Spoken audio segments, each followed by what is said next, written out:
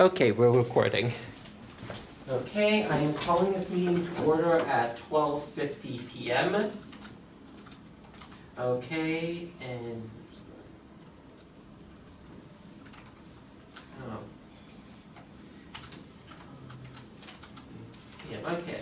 And first thing, since all our normal secretaries, including the assistant secretary, are not here, we need a different secretary for this meeting. So I'm moving the motion, be it resolved that council appoint Michael Beauchemin as recording secretary pro tempore for the duration of the meeting. Can I have a seconder? Matt, thank you. Any discussion on this item? Okay, any votes against? Any abstentions? Okay, motion passes. Thank you, Matt. Thank you, Michael, for volunteering. Next item is approval of the agenda. Does anyone have any discussion or amendments to the agenda? Yes, Seneca? Under, as a final item of business, under the regular orders, I'd like a discussion item on IFC's report relating to the Enterprise Opportunity and Innovation Fund and whether a fee should be assessed for doing that.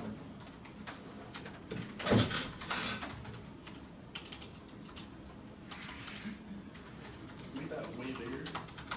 Could you Sure. put it on the big projector behind We you? tried. That did not work, but I can do it in the text. All this money and they can't get displays right. Is that big enough? Actually, I can do it. It's also available, the link was sent out, I think. Yeah, okay, there, are you happy? Okay, is there a seconder towards adding that item on the agenda? Shazad, no, sorry, Taisha. Taisha. Okay, Jason, you gotta get better with names. I'm not speaker. Right now you are. Is there any discussion on the addition of this item to the agenda?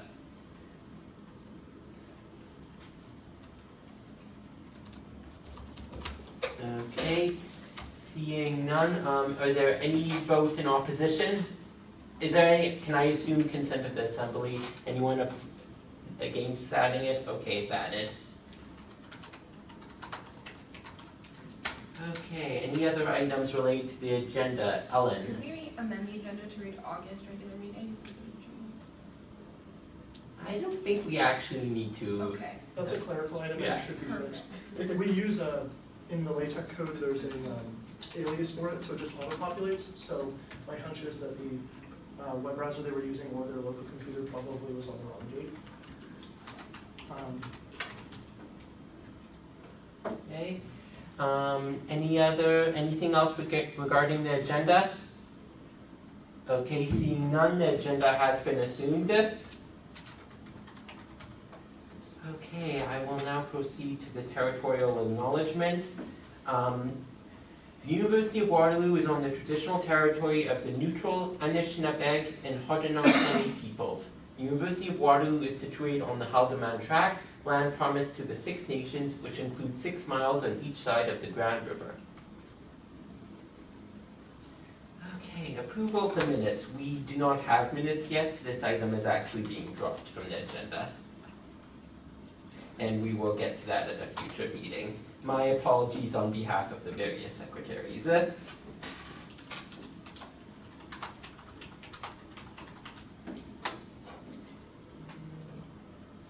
Reports.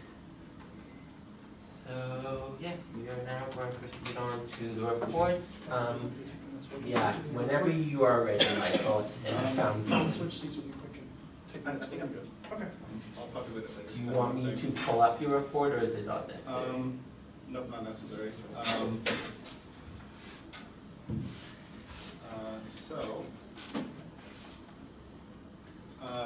If you read my report, it's pretty comprehensive. I've started adding more of the initiatives that I'm working on per request. And there's one thing that I omitted from my report by mistake, and that is that there Amanda Fitzpatrick and I met with Sherry Blitz, who is soon to be the interim director of counseling services, about a student complaint that counseling services was implementing a cap on counseling sessions. So the answer to that is nothing has been set in stone yet, and they're still trying to work it out. From what I understand, they have a really solid basis in research and literature for why they're looking at As well as actual data from yeah. our students. research, meaning data from our students, for why they're looking at implementing a cap, and it's part of it is in hoping to address the wait times that have not decreased considerably over the past few years, even though they've been trying really hard to stop them. Students who do need continued support will be supported past 6, depending on whether that's extra sessions on campus with one of our clinicians, or if that's moving off campus, finding a place in a plan that works for them time-wise and in terms of cost. So I have received confirmation that we're going to continue to be consulted in this process as they pull things together and put the final touches on. And nothing should be in force yet, so if any students come to asking about that, then you guys have an answer for them. I think that's it. I attached the PBC minutes, because I'm chair of the PBC, so that is also pretty comprehensive, and you can just see what we've been working on. Any questions? Yeah, Seneca. Yeah, just as a direct response to Nicholas' point, there have been requests from counseling that we expedite the procurement process for a student assistance program through our health plan to better accommodate students off campus too, because of the need for continued support. And it would likely be at a lower cost because it's a pooled benefit with everyone in Ontario. It would be a much lower cost than the alternative, which would be through the Student Services Committee to raise the fee for counseling services and campus wellness by a lot. And so the better solution seems to be, from a price point for the student, to have some sort of student assistance program. So I'm trying to wrap up that procurement process. I'm finalizing, I'm getting the second bid from Aspiria, who provides the Empower Me program, and we've received the first bid from Warner Chappelle, who provides the Keep.me Safe program. And we'll be vetting those in conjunction with the GSA, who administers our health plan with us, and the campus wellness too. Thank you. Is there any further discussion or questions related to that report? Yeah, I just have a quick question for Michael. Go ahead. Speaking. Yeah, who And I is guess this this is first? just further clarification with your point when you were talking about how there's going to be a cap on the amount of times people can go seek counseling services. Is that what you were saying? Yep. So then you were saying how like people who do need help will continue to get that support. Like how is that going to be figured out? Like who kind of makes the cut and who doesn't? Give me a second to catch what you said.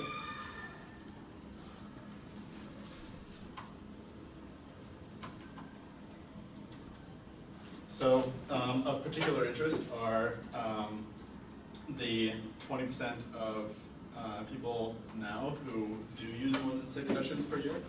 And as they move to a model where they build things in 6 sections, the clinicians will be able to petition their managers for more sessions for a student. And I've also asked that, or I brought up, and Sherry said she hadn't considered it, but it's a good idea, that students be able to petition for more sessions if they disagree with their counselor clinician and they think they need more but their counselor doesn't.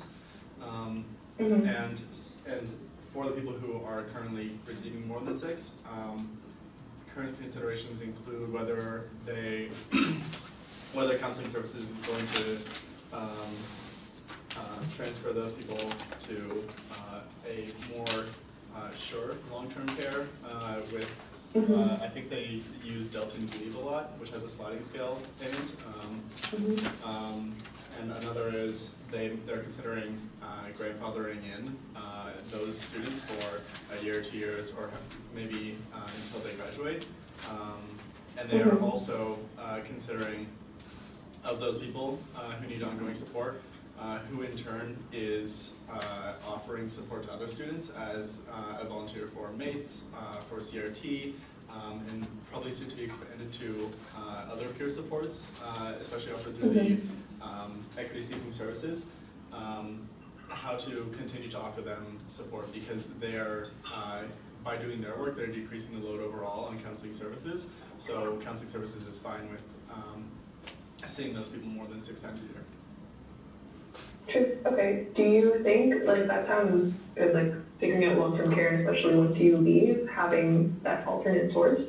When you talk about petitioning for the students themselves, do you think that's gonna like turn people off from wanting to go for help? Because I feel like when you add that extra barrier of like having to petition on themselves, and if someone else is being like, oh, you don't need to see me more often, do you think that's gonna cause an issue? For how the petition actually works, I'm not sure what it's looking like. Right now, I'm glad that they're considering it as an additional mechanism, and we can look into seeing how we can help those people who don't feel comfortable advocating for themselves. The Waterloo Undergraduate Student Association itself has CAPS, the Center for Academic Policies Board, and we would, if this is a thing that the CAPS can take on, we likely would. And there's also the potential that people can receive support from their academic advisors or other members of staff and faculty that they feel more comfortable with. Okay. Yeah, so I don't know what it's going to look like, but I anticipate that it's going to be pretty student friendly. Okay, cool. Just wanted to make sure and just discuss it more. Thank you. Yes, Seneca? And as ever, students can also petition directly to me if they want the health plan to cover something that's not in the plan. We do make exceptions, not all the time, because then everyone would ask for them, but if there's extenuating circumstances or like considerable need, we will make exceptions and use the plan to cover things that are typically outside of the normal coverage scope.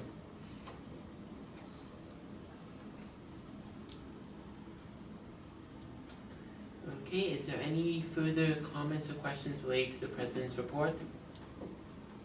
Seeing none, we will proceed to the Seneca's report. That's not okay. Hi, thank you very much.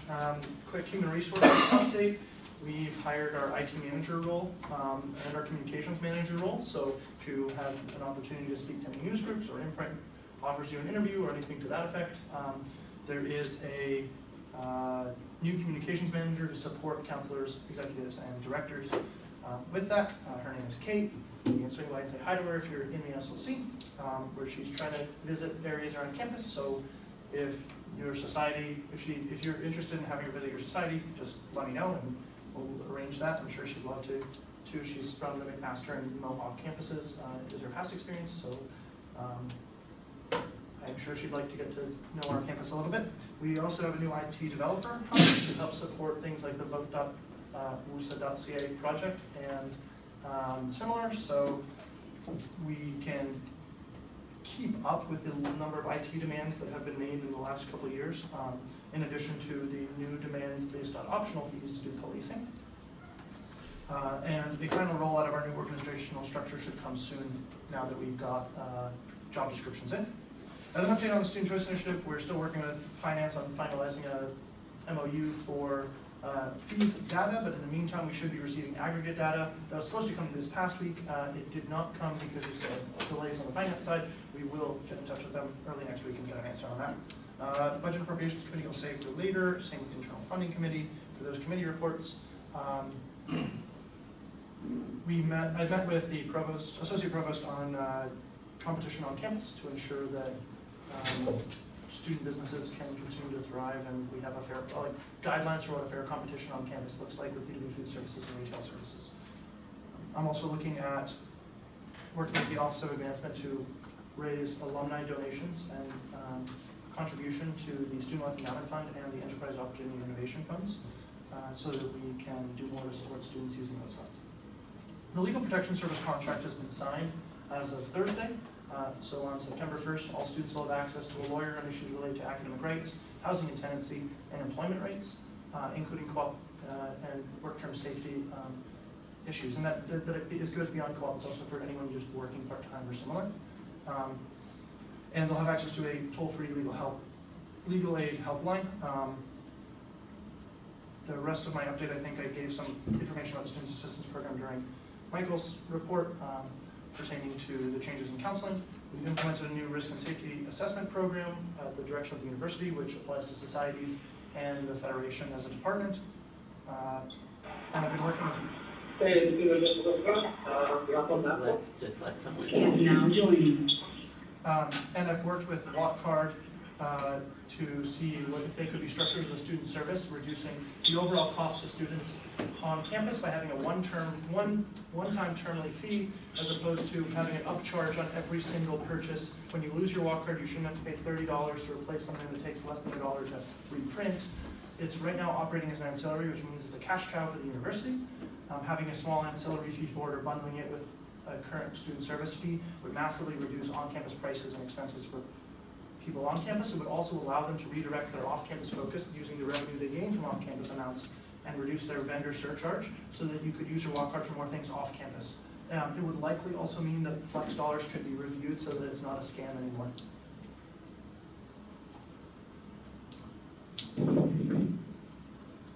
I have a question for Seneca. Who is that? Ms. Megan? Yeah, I was asked by a constituent why none of the university fees are optional. It's only like the student societies and WUSA fees. The university, so according to the protocol, we get some say in the university's decision-making for what becomes mandatory and vice versa. The problem is there was an existing fee protocol, and yes, it will need to be reviewed if they want to adjust their fees this year. And it will likely need, not only reviewed, we'll have to reapprove it, and it'll have to be reapproved to the Board of Governors if they want to make fee adjustments for this year. They determined that all of their fees were compulsory, and they didn't reasonably justify why, in my opinion. I reviewed the Student Service Committee reports as well, and I don't see any justification documentation sent to the committee either. Although if there was, I wouldn't be able to provide it to the Students' Council because the committee operates confidentially at the university's side. But I can confirm there have no documentation or justifications received, just the assessment from the university that it satisfies the requirements of being a compulsory fee. That's the best I've got. I did make an inquiry to the Associate Provost students who's currently on vacation, so not answering emails, as to justification for each of the university fees, so that I could prepare a report for council as to why those got listed the way they did. And I hope that I can provide better justification on that in the future if that's something that's of interest to council. Yes, Matt? Yeah, Thank you. Yeah, and I can also just note as a follow-up, while not everything that would fall under, not everything that would fall under the university is ironclad with regards to being mandatory, and Seneca hinted at that. A lot of the reason that student choice came down was to be targeted at student associations. It's just, or at the very least, the fee categories seem to very much affect student associations and the things we provide, and less so things that the university provides. So they're, I'd say that part of the reason that a vast majority of those fees, or currently all of those fees, are assessed as mandatory is because the government structured the policy to target student unions. I'll also add to that just going through the fees. So if you search student financial services, undergraduate incidental fees, fall 2019, you'll see a list of all the compulsory, optional, and voluntary incidental fees. If you search student services fees, they're listed as compulsory. The fees are athletics and recreation at $96.06 for full-time students. Athletics and recreation was given an explicit exemption in the MTCU's protocols. Cooperative education and career action, $20.13. Work placement fees were considered exempt per the protocol, and I know that that's peak irony considering that Co-op conducted a review saying that they're not a fee per placement. They're a administrative overhead on providing students a service for access of job searching, but the university said, well, too bad. That's a semantic argument, and it's effectively therefore a placement fee, and we'll keep it compulsory. Campus wellness was allowed to be made. Campus wellness and health and safety items generally were allowed to be made compulsory in the MTCU's guidelines, and that's $44.56. The only exception to that is that educational and psychological assessments can't be made compulsory as part of that. That needs to be out of the university's operating budget. Student security service, so that's the campus shuttle accessibility transportation for students with temporary disabilities, $1.27 for full-time students. The campus shuttle is a convenience service, so that likely should not be listed as a compulsory fee. Very few people use it. I think it should be removed from there, is my assessment based on the MTCU's guidelines for actual compliance on the part of the university. The accessible transportation for students with temporary disabilities, though, can be made a compulsory fee because even though it would normally have to come out of the operating budget of the university for permanent disabilities, which the half of the shuttle that is for permanent disabilities does, but the 50% of the funding that's for temporary students is out of a compulsory fee because it's a health and safety matter. The Writing Communication Center, writing centers, and peer-to-peer support groups were considered exempt from the protocol. And the university was far more willing to classify their own fees as exemptions than ours. So that's where we are. That's the top level assessment that I can give you just based on the actual protocol and based on what fees are listed, but I can provide a more formal report if you'd like more detail. Maybe not a formal report, but just kind of a memo summarizing what you said. Sure, I'd be happy to do that. The only other thing I missed in my report, by the way, is if someone's trying to get on, I think. The only other thing I missed in my report is, you should be able to do it through Teams. I should, and I don't know if that's what. The only other thing I missed in my report is that I interviewed PricewaterhouseCoopers as our potential next auditors, because we put out a procurement for our auditors. The interview went very well. We will have at least two bids from our current auditor, MNP, and potentially from PricewaterhouseCoopers as well. We'll try to get some other auditors local and Big Five. If anyone knows anyone wants to share the procurement details with them, I'd be more than happy to send them your way. Just let me know.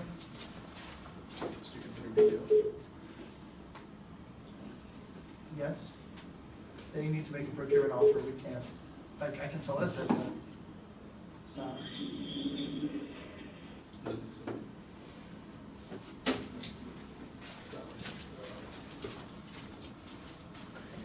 Okay, is there any further questions to the Vice President of Finance? You said you're reviewing marketing materials for legal protection services. Do you know what, specifically you're doing for that? Yeah, so I helped build the website that will live or the webpage that will live on our website about the service, similar to our health and dental website on our page, and I helped do the text for the student care one on the student care page that it's going to be linked to. The student care website is getting an overhaul, so I wouldn't base everything off of the student care page currently. Not an overhaul in content, just a design that's not exactly visually appealing or easy to use. That's likely to change in the coming few months. I know they've been working on that for a while. In terms of launching communications campaigns, that's kind of been waiting on the contract to be signed, but now that it's been signed, we'll be ramping up information. I gave some interviews to press from the region and from the city, and I passed along information to Iron Warrior, Imprint, and Math News for publication to students. I also am going to be putting up an article that I wrote Thursday, but we have other articles launching this week and over the weekend, so it's planned to launch next Monday or Tuesday for our news and updates page as well. I'll try to get posters around campus with more information. We will be having a booth for legal service with just in addition to our student health and dental plans. The first year fair and other orientation information items, and at all the welcome days and one-on-one days, we put out information about the legal service to students and talk about it with the promo team. So that's the start anyhow. If you have recommendations for other things you'd like me to do or would like to see from our end, please let me know. I'm happy to consider them. All right, thanks. Anything further? Okay, seeing none, we will now proceed to the VP Education's report, whenever you are ready, Matt. All right, I have little to update on that is not otherwise included in the report or is on the agenda here. Nothing else that I think is necessarily timely to share. So if anybody has any questions on my report, I'm happy to answer them or on anything. Any questions for Matt?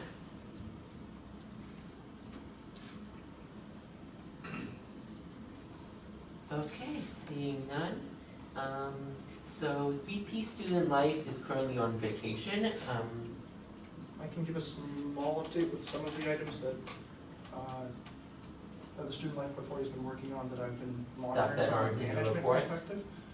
Well, Oh, sorry, did Amanda submit a report? Yes, Okay, yes, she perfect. did submit a written report. Then never mind. So does anyone want to raise discussion based on the written report?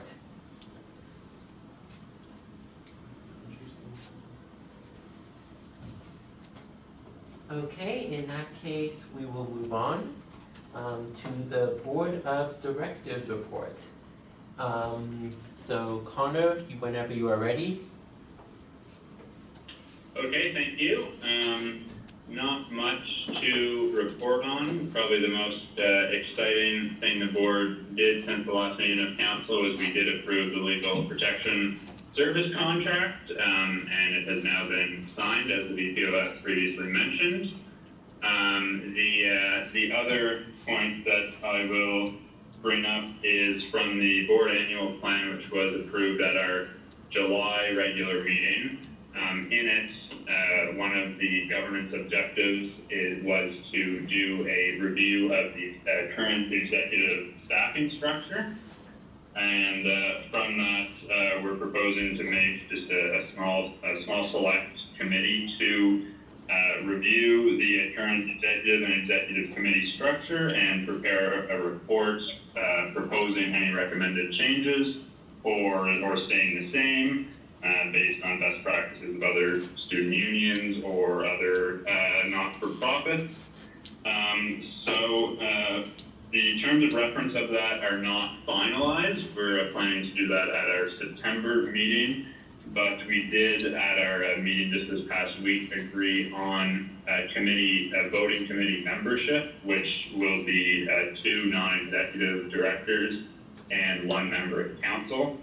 So from my reports, I'd like to move a motion arising from it that council select a counselor and recommend them to the board to fill the council position on the executive review committee. I'll second the motion. Okay, motion moved by Connor, seconded by Seneca. Connor, do you have anything further to say about the motion? I don't. I mean, if anyone has, I'm happy to explain further the purpose of this committee, but essentially will this be the committee that will do the bulk of the work of investigating the current structure, doing an environmental scan, other student unions, etc. But like I said, the exact terms of reference have not been finalized yet, so I don't really have much more to say on it at this point, other than that we really would like a counselor to be included on. Yes, Seneca? The speaker and the chair and president, I believe, are intended to be resource members where needed. So I would advise council not to nominate the officers. I would like to nominate Ellen, if Ellen would be interested in it. I actually first just want to ask if one of you can clarify what the general time commitment of this committee is. Connor? Megan? Sorry, I didn't hear what the general what is. Time commitment.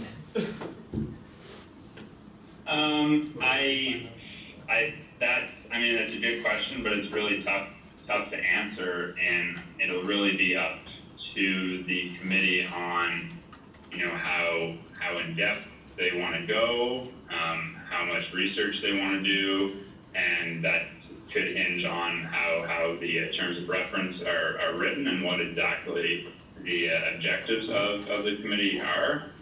So It's also, I really don't know how to provide a definitive answer on that. it'll also, as a select committee, can someone mute their mic? Thanks. Whoever I think has it's their fine. mic on, yes, sorry. As a select committee, like, individuals on the committee likely will be putting in the majority of the work, so there'll be staffing support as needed, but, if, it depends what work the committee chooses to take on, and then what, in turn, the members of the committee are willing to partition amongst themselves, so that's kind of a decision that they can make while on the committee as well. Okay, so Seneca, who are you I nominating? was gonna nominate Alan McGee. Okay. Ellen, do you accept this nomination? I decline this nomination. It's okay, I see how it is. Okay, are there any further nominations?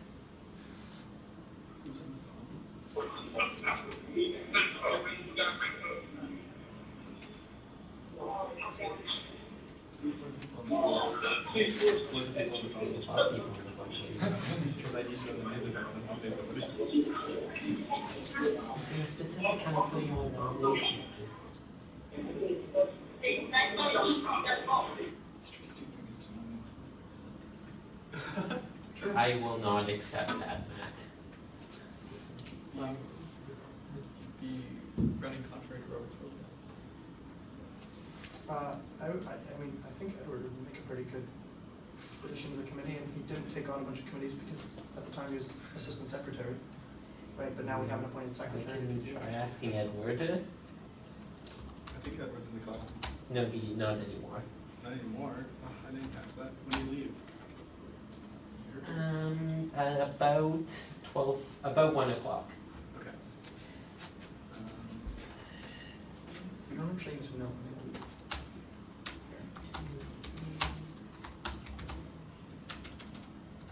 In fact, you probably should, if it has details that he calls for. Well, we all have a duty to report on Oh, the duties on the assembly, each person. the officership, the duties on the chair and the assembly as an entity. The officership is meant to execute the desires of council, which is illustrated by one.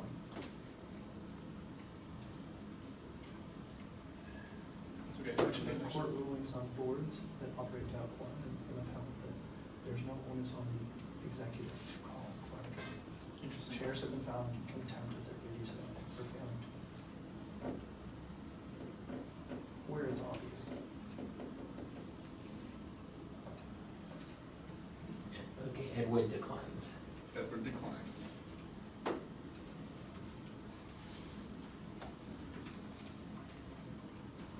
So if there is no one here who seems willing to nominate themselves at this time, I would suggest that we pass this rule on to a committee of choosing the person just so The that, board's committee will just choose somebody in that Okay. case. I nominate Jason. and I decline. Yeah, that's fine. As long as council's okay with that, like, we want to give the offer first to council, but We could put Megan in the counselor position and then use other the other spots for board members. I can take the counselor position. Let's hold off on that for now. Okay, so Connor, are you withdrawing your motion? Yeah, I'll withdraw it. And that was the end of what I was trying to say for my report, but I can take questions on other things if there are. Okay, are there any questions for the chair?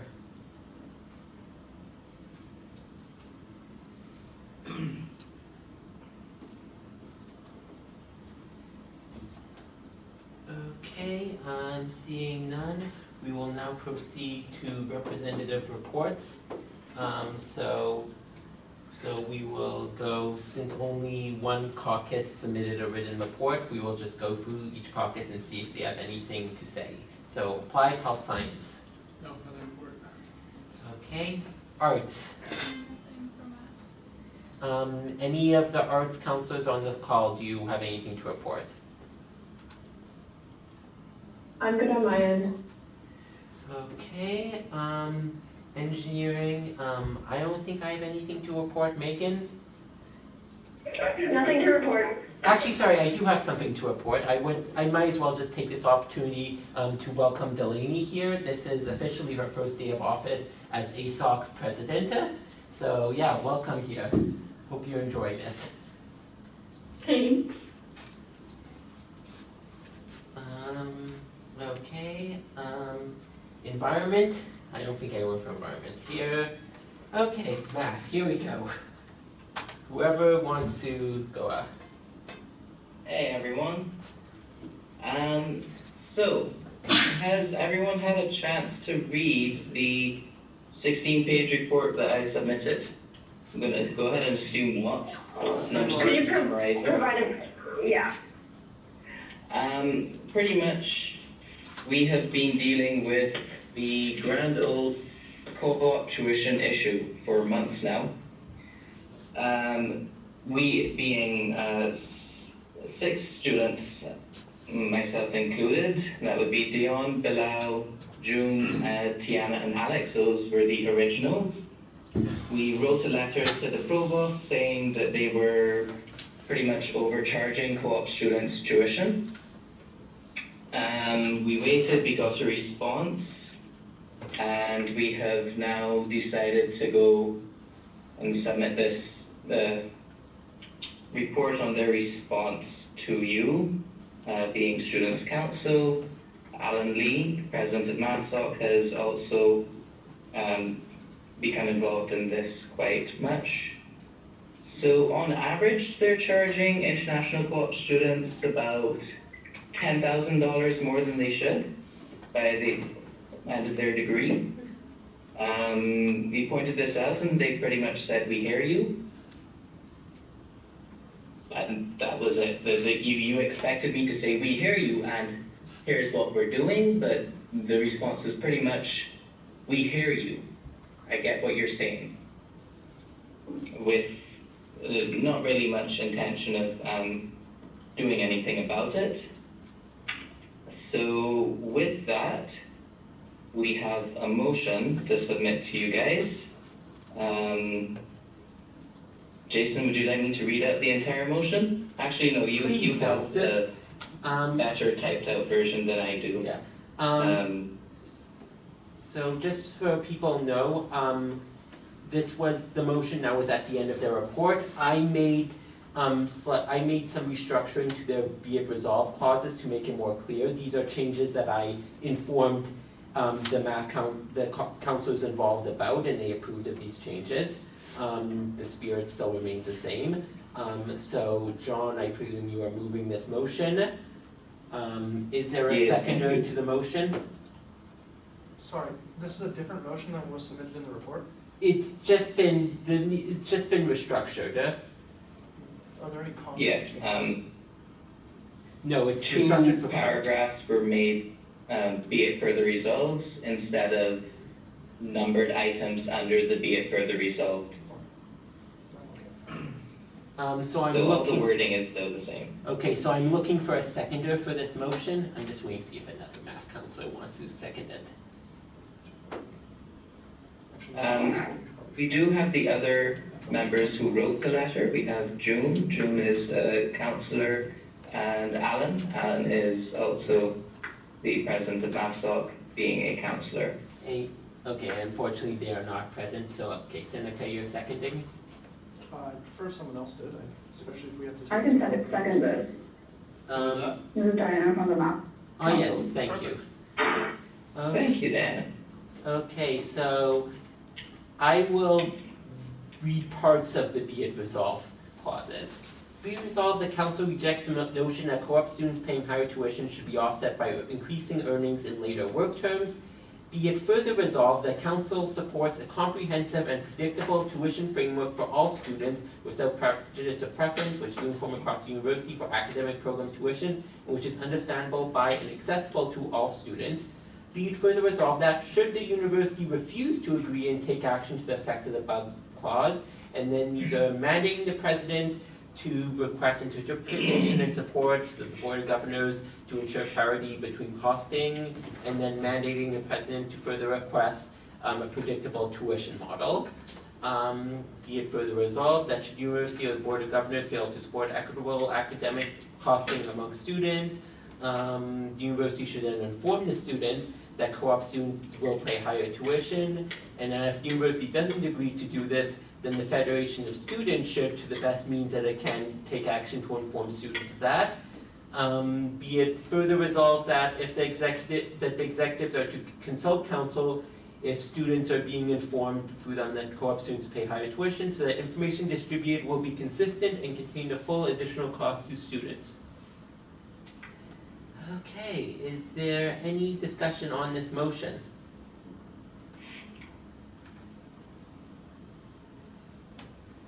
Yes, Matt. Yeah, I just wanted to relay the provost's comments on, there was a particular passage that kind of struck me, and I think struck John in the same way, that was one of the more troubling things that came out of the response, which was seemed to imply that because a co-op allows students to earn money, that is a reason that they should be subject to increases. And the provost and I had a discussion, and he made it clear that that was not a primary motivator of why we are now seeing this 15%, 5% discrepancy. He agreed that the ideal and that the spirit of what the Board of Governors was trying to bring in was those regular 5% increases, not the 15% increases. He says that sentence was probably not worded in an ideal sense, that they probably should have been split into two separate sentences. And noting that the reason that co-op students pay an additional amount is because they are in school for a longer overall period of time, and therefore costs of delivering service do go up. But again, this was not him endorsing the 15%, the whole 15% issue, which is kind of at the core of a lot of this inquiry. Yeah, those were the main points that he wished me to convey. Thank you for that. Are there any other comments about this motion? Yes, Matt. Do you remember one other thing? I was able to meet with him. It was actually the day after the agenda came out, which was fortunate because I did tell him a little bit about what the motion was talking about, and that one of the expectations that if this is not resolved by January or by whenever fees are next set for the following year is the communication should be improved. He did not find that a particularly objectionable course of action. Okay, thank you for your conversations. Are there any other comments? Seeing none, yes, Seneca. As an international co-op student who was subject to price fluctuations before the original predictability framework went into place, I experienced something like a 20% consecutive increase for a couple terms back in 2015-16, and almost couldn't afford to pay for school, so I completely agree with the spirit of this. And, Is now exiting. I completely agree with the spirit of this, and I think it's something that the university should endeavor to correct. So. Okay. I guess I'd like to add. To this what Sanika said. Actually, in 2015, sorry, this is Roger Padilla from NAPSA. The University of Waterloo actually increased in 2016 for, I think, with 10% international tuition fee, and then consecutive terms it was 5% increase, and now international students are paying 62% increase. Just like adding to it, what's the next step? So yeah. I missed that, sorry. He was mentioning the 62% increase. Yeah, the 62% increase, anybody who,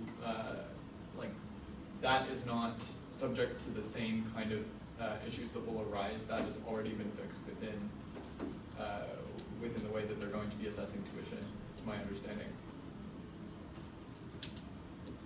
At least they said that's their intention, but. No, my understanding is that that has been, it is being manually fixed by the registrar's office. Oh, that's nice. When Dean Watt, wanted to reach that kind of parity with software engineering for CS tuition, one of the things that he understood to be the case when pursuing that is that that would not affect any students who were not otherwise informed about what that rate would be. Megan? Is now joining. Oh, I guess something I would like to point out is, and once again reiterate, is my distaste for trying to match CS to software engineering because they're quote unquote linked. Math and CS are also quote unquote linked, being in the same faculty. So I'm saying my distaste for it because I'm always wary of the possibility that they'll say, well, math and CS are closely linked. We're going to increase math tuition by 62% so that it matches CS. I know they've said that's not their intention, but intentions can change. It only takes a year. So I'm just saying, I'm watching them. Keep that in the minutes verbatim. I'm watching them. I already got it. And you can add a meme linked to it. I'm John- not Seneca. Please wait to be. Maybe called just some detective values would be good. Okay, this is where the discussion has gone off the rails. Are there any further serious points? Okay, hearing none, we will go to a vote on this motion. Anyone opposed? Colin, if what you were trying to type was a vote, I don't see what it is. It's eyeballs. Okay, fine.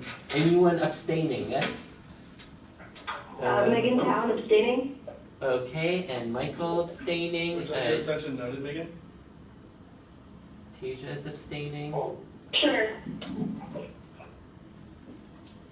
Okay, so that is 3 abstentions.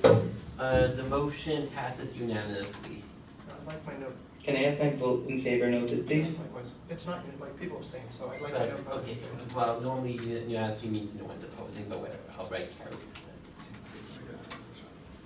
So, that was right, you've got those votes probably noted, Michael? Yep. Okay, good. Officer reports.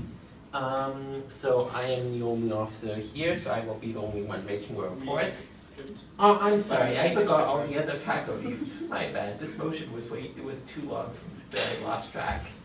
Okay, does science have a report to make? Just a quick update from SciSoc. They'll be having a new SciSoc representative for student council, as Zara will be unavailable for the next fall term and spring term, I believe. And recently, the science counselors and I think the speaker as well has gotten an email concerning the new WUSA logo and their kind of opinions about it. I'm not sure if did the speaker get that email? If you want, I can quickly look at the speaker inbox. I'm sorry, like who sent that email? On from rebranding since the last meeting, but I just thought I'd bring it up concerning the rebrand, concerning the logo. So I'm sorry, who sent this email? Austin Richards. Oh yeah, okay, yes, that email has been received, although frankly, like the speaker isn't going to do much about it since council has reached I a just decision. thought that I should like let the council know about the opinions revolving around the logo, that's all. Would you like the email entered into the record? Sure, Do we need to ask the sender's permission for that? that's You true. sent it to the speaker. Which doesn't make it a public document. You might want to. Okay, we will ask Austin's permission. Okay, and we did ask Austin for his opinion or suggestion on how to improve it. I'm not, would you be interested in hearing about it, or? Yeah. You can go ahead and say it. Go ahead. Yeah.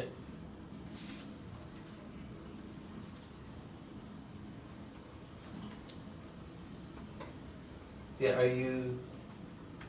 Oh, okay, so essentially, he was talking about how, I guess, the logo needs to be colored with, 6 colors of the faculty societies, so that I'm quoting him saying that the logo must represent that this student union is a cooperative and collaborative work of the 6 societies that form a council representing students from all areas of study. So I think it's just essentially, he also goes on saying that I think the font style is too big and bulky. The choice of style for S is not great. And that's essentially his opinions revolving around the logo.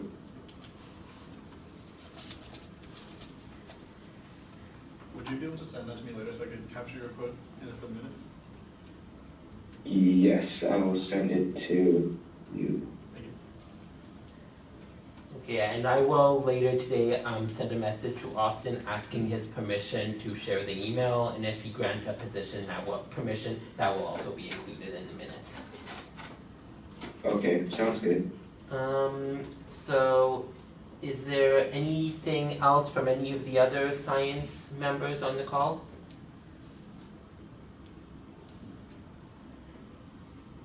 I don't think so. Okay, anyone here of any follow-up discussion related to their report? Okay, hearing none. Do we have, okay, we don't have anyone, I don't think we have anyone from the remaining 5 entries. From here, so we are now done. This report. That was just recently in Stratford. What? That was just recently in Stratford, right? It's in Stratford, yes. Okay, so now we are at the council reports. So first of all, in terms of welcoming, I would like to welcome the new MAFSOC president, who I just found out about, Rajat Malhotra, who I believe is on the call now, so welcome. Okay, second of all, I will now, as mandated by under council procedure, I will now report about attendance. So specifically at this point of time, there is one counselor who is eligible for removal, that is engineering counselor Kevin McGuire, who has accumulated 2 unexcused absences, specifically at the May and July meetings. So that makes him able to be removed. So does the counselor wish to move for his expulsion? Point of information. Yes. Could you inform the assembly about the filling of vacancies if the council votes to remove the member? So the answer is filling the vacancies. There's a temporary option and a permanent option. The temporary option is for NSHOC to fill the vacancy through one of its governing bodies, and that would then be in effect until the seat is filled permanently through a by-election. And if you follow the election procedure that is currently going to come up later in this meeting, would suggest that we would have a by-election during the fall term.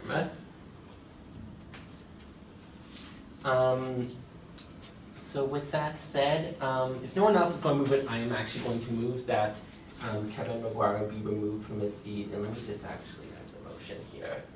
Right.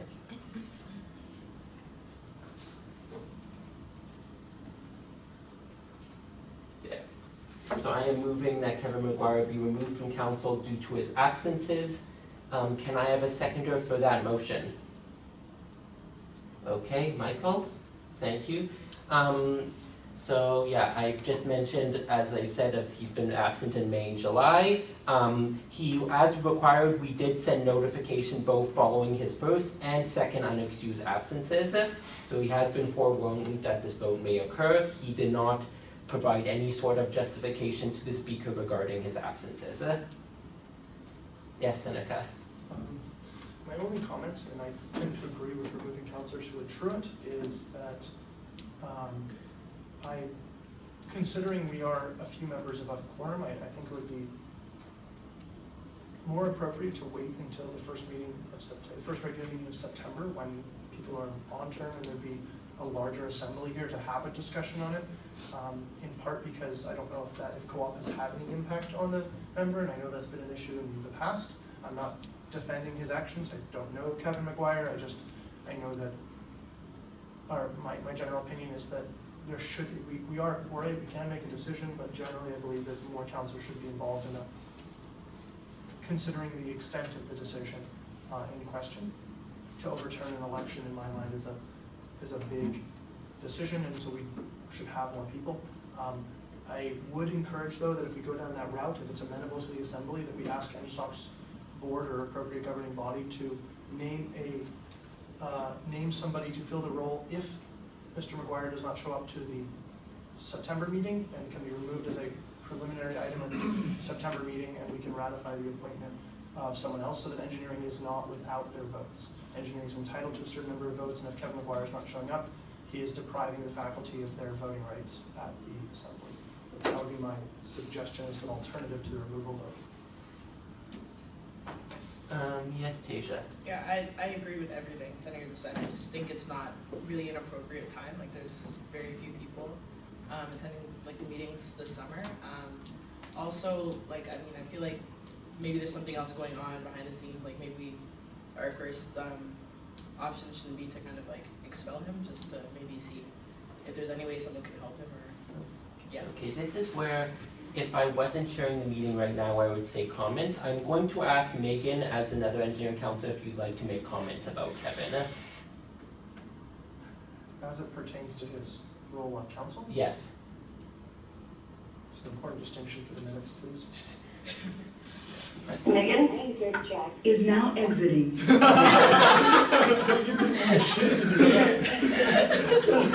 Like, no comment.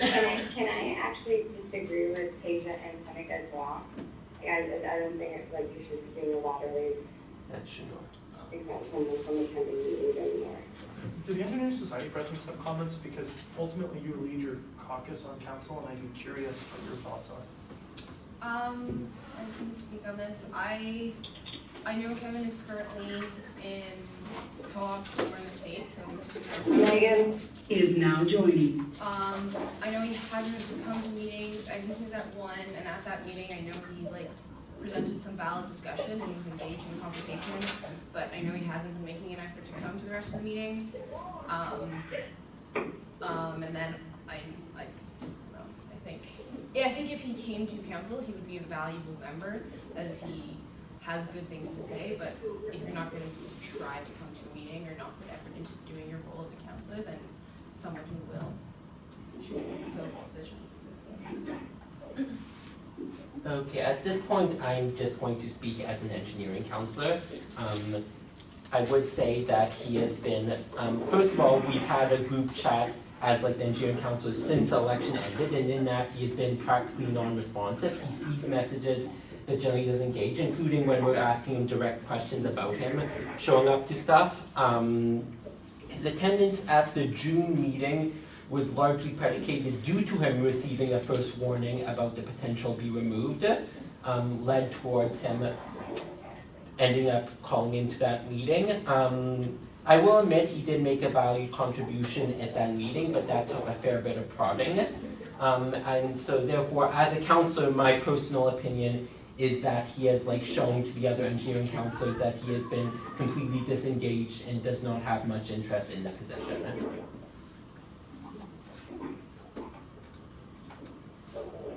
Yes, Seneca. I'll state my intention as an executive to vote against the motion on the floor.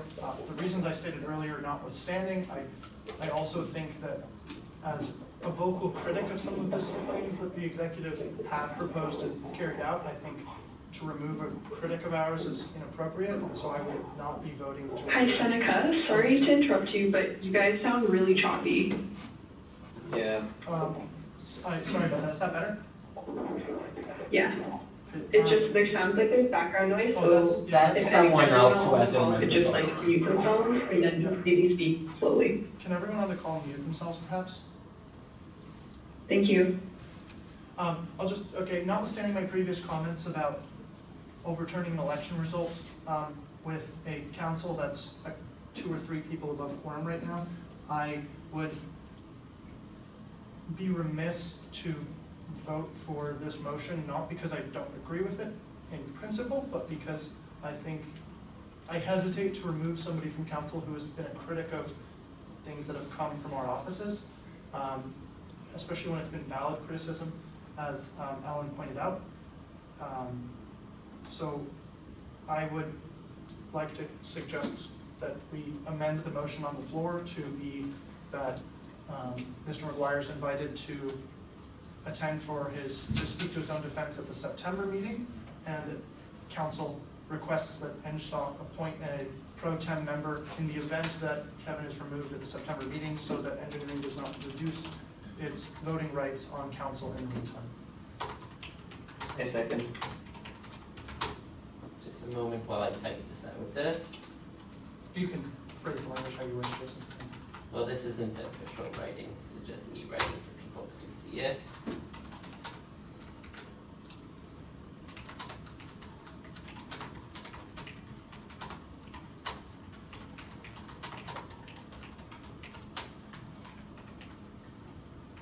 Does this basically cover what you mean? Yeah, so the way it's structured for the minutes would be that, be it resolved, Kevin's invited to speak to his defense at the September meeting. In the event that Kevin does not attend, council will immediately, following the adoption of the agenda, consider a motion for his removal. And in that same motion, we'll consider a resolution to appoint the NSOC selected designate as a temporary See replacement. that we're considering a motion regardless of whether or not he shows up? Just I mean, that, we will, but Yeah. I think we should direct it as a preliminary, because otherwise it would come up after, by your report, Yeah, which means okay. NSOC misses most things. sure, sure. And I don't think we should remove their voting rights. So that the be it further resolved would be that in the event that he doesn't show up, there will be an immediate consideration for his removal following the adoption of the agenda. And that following that, we will name or ratify the appointment of the selected replacement or designate from Engineering Society for the vacancy. And the intention behind this, if there were to be a whereas, would be that we don't want engineering's votes to be diminished on students' council when their members are fee-paying members and they have a right to be present. Also, I just realized, Jason, your backpack's in front of the camera. Megan Oh, nice. Is now exiting. Have they really been seeing? They've been seeing the backpack, but you can still see the room. Okay. Okay, Do you have something to that effect, Michael, in the minutes? Something, I can clean that up. Okay, that's fine. yes, Max.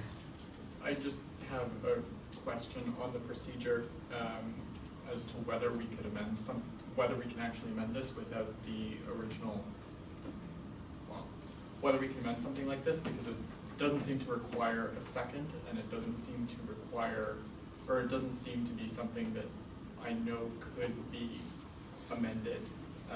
The procedure, at least the one that comes in front of me, seems ambiguous. So I'm sorry, what exactly? So looking at the procedure for removal of a counselor, it says that any counselor may make a motion to remove them from their seat. That would, to me imply that like if any singular person wants it, that vote has to happen. Okay, frankly, I'm amenable to this That's because fine. I don't want to go through doing a secret ballot vote that's just going to win. Okay, fine. I move that we before considering my motion, that we suspend the procedure in question for the purposes of. No, it's honestly, I'm fine just withdrawing my motion, bringing up yours.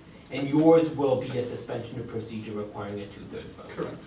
It will, I think we should probably vote on the suspension first and then on my motion, but. Wait, no, why would those be separate votes? Your motion's just a suspension, single Well, the vote. suspension is a 2/3, but his motion is a 50%. So We can, like, if you want to do them together, I don't mind, it just means the whole thing is 2/3. Yeah, I think we can do it in one vote. So I've withdrawn my motion for the removal vote. Instead, we have the motion that was brought up by Seneca and seconded by whoever you have noted as seconding it. Does the Assembly Okay. consent to the withdrawal of Jason's motion? Right, There was sorry. there was some Right, I support. forgot, yeah. Is there any opposition to me withdrawing my motion?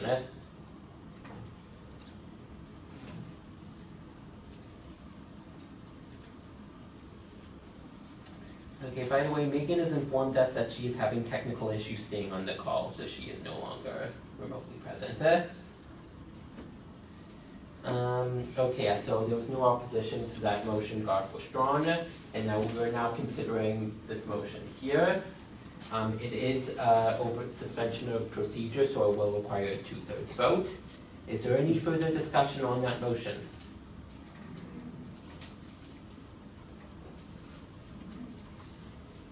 Okay, actually, I have a follow-up question, maybe towards the NSHOP precedents.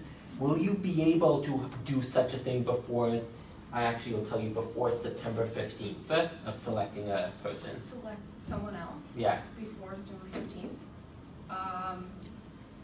It's typically done through your board. We don't have a date for September board yet, but would we not have to wait until after it's voted on? Well, the way we'd be doing with this motion is you'd be selecting someone in the event that.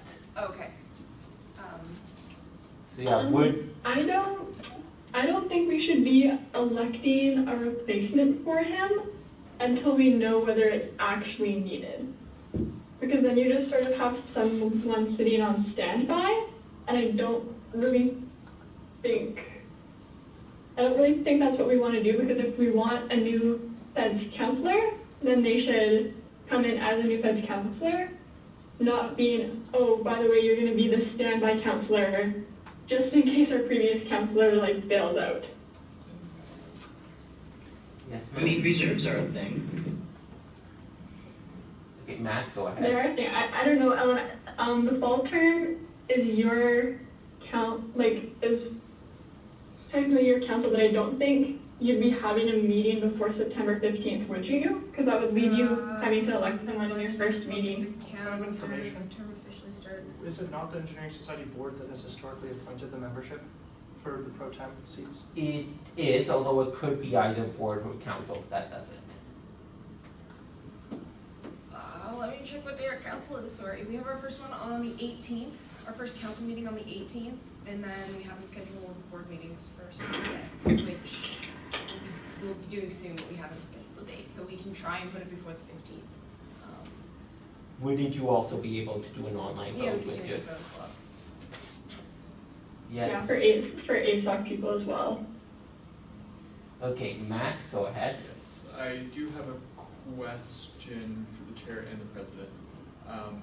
In the event that this counselor would be removed in September, is there enough time to actually conduct a by-election before the general election nomination period starts? Because I don't think we can have an overlap with the nomination period. Nomination period starts October 23rd or 22nd. Is that enough time for all the voting stuff to happen? If council suspended some of the nomination procedural deadlines, yes, you could get it. You could suspend the procedural deadlines for nominations, make it a week, hold the election within the next week. You could feasibly do it, it would just massively, and it would come at a time too when we're trying to do marketing for the federal election as well. It's to inform students. Yes, Matt? We'll move that we hold a secret ballot vote on whether to remove Kevin McGuire from council. Okay. I'm not sure you can do that while we're considering this motion. I think this would supersede what we said. No, we can wait. Because we were about to head into voting. It's a main motion. Okay, I think we're just going to, unless, like, I am wondering also whether or not, like, this actually is still a feasible option, given I what is. withdraw my motion. What? I withdraw my motion if it's amenable to the assembly. Okay. My apologies on behalf of having to go back and forth, but is anyone opposed to withdrawing Seneca's motion? Okay, seeing none, we are now back. Seneca and John's motion. I'm sorry, what was that? Seneca and John's motion is. Yes, correct. yes, it's true. Also, just a note for the record that the policies, council's policy with respect to filling vacancies of councillors is that the appropriate constituency society may do so. It does not say by whom on the society. Traditionally, it's been done by the governing body, but feasibly the president could do it and the governing body could ratify that decision at a later date. So there's nothing restricting this. And the governing body can always rescind their approval at any time in the policy, so. I just note. Yeah, I understand, although I think the objection is more than doing it in advance thing. That's fine. Okay, so we are now back at this motion that Matt has moved, and as you pointed out, it doesn't actually require a seconder. Yeah, I think it's ambiguous, I don't know. I don't think it does. We haven't- If it does require a seconder, then I'm seconding it. You can figure that out later. Okay, so we've now reached again the point where we're considering the removal of Kevin McGuire. Is there more discussion about this subject? I think we've covered. I reiterate that I will be voting in opposition because I hesitate to remove people with the current councillor count and with considering that he was a critic of executive activities. Okay, thank you. First of all, does anyone have scissors? You know, it's a random request. I can. Yeah, sure. 1 or 2. Or we could just do it all electronic, Why don't we just all send in a vote? because we're gonna need to do it electronically. Everyone's Yeah, got a but for the laptop. people, Yeah, like, the people it's are- already you're giving up secrecy for those who need to give up secrecy for everyone. I failed, like, if everyone, is everyone comfortable just emailing in their vote? Can we have some clarification? I think some people on the call aren't quite sure what's happening. Just explain it for them. Okay, sure. So for explanation, we are currently considering, my apologies for going back and forth, but at this point, we are considering the removal of Kevin McGuire as an immediate removal. We will be doing this through a secret ballot vote, and we're about to sort out how those votes are going to be cast. So the vote will be, so it will be just voting whether or not to remove Kevin McGuire due to his unexcused absences. Everyone just wants to send me a message. I'm going to say that people here should still use paper ballots. I really prefer to mail it in. If we're taking away some councillors' right to privacy, I don't see why we should make an exception for the people who are here in person. I will also maintain everyone's privacy. I move that we appoint Michael as I've already made a Google form. No, we're not using Google Forms. I move that we appoint Michael scrutineer. And therefore, it won't make a difference because he's not entitled to Okay, a vote unless it's a tie. please email, no, he's entitled to a vote, Michael. Unless it's a tie, he's scrutineer. Oh. Okay, you know what, whatever, just email your votes to me. Email or Teams, I think. Actually, yeah, you know what, for the sake of privacy, you're still going to write them down, Michael. I am not gonna write them down. Oh, am I gonna write them down there? Yeah, Ugh. Okay. and I'll count them, that way there's somewhat of a separation. So everyone in the. Type the email out, huh? Michael's email? PRES@wusa.ca. Is it S or Z? Can you please repeat that? I think Jason's typing it in the chat. Oh, thank you. Yeah, so everyone please email your vote to Michael at that address. And please do it by email so that he can delete the votes afterwards. Can I get the email again first? It's in the chat. Yeah, it's in the chat and I will repeat it again. It's PRES@wusa.ca. We're voting, what, remove or not remove, or yes? You can vote, you can say yes or no, where yes means you're removing. And abstain. Yeah, or abstain. Abstaining is also an I option. don't have access to the chat. I don't know who else does it, but Please. I haven't had it for the entire call. Okay, I will repeat again then. Please send your vote by email to pres@wusa.ca.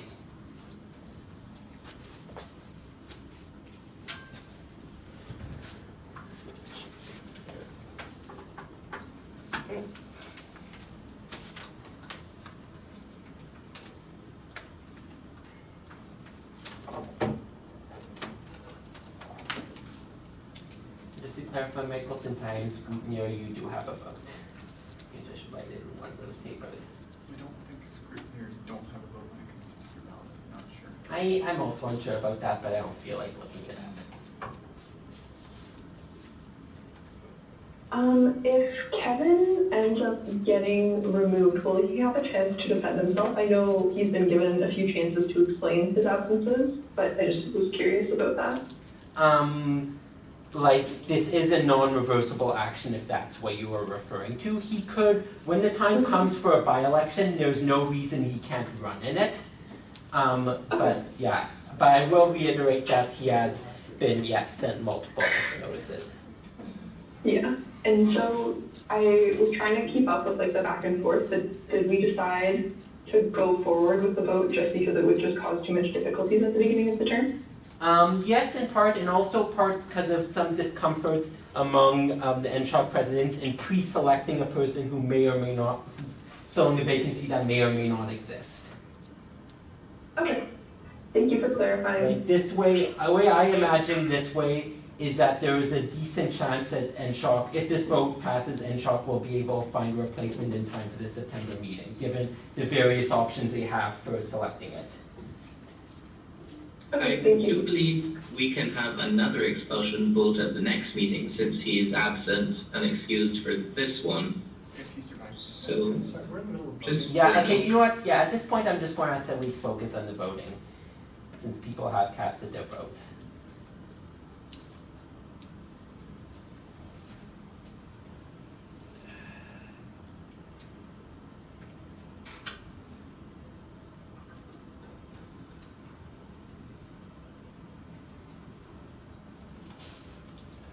Michael, how many votes have you gotten? I have gotten 1, 2, 3, You can finish writing the ones you have 5, first. 6, 7, 8, 9, 10, 11, 12 now.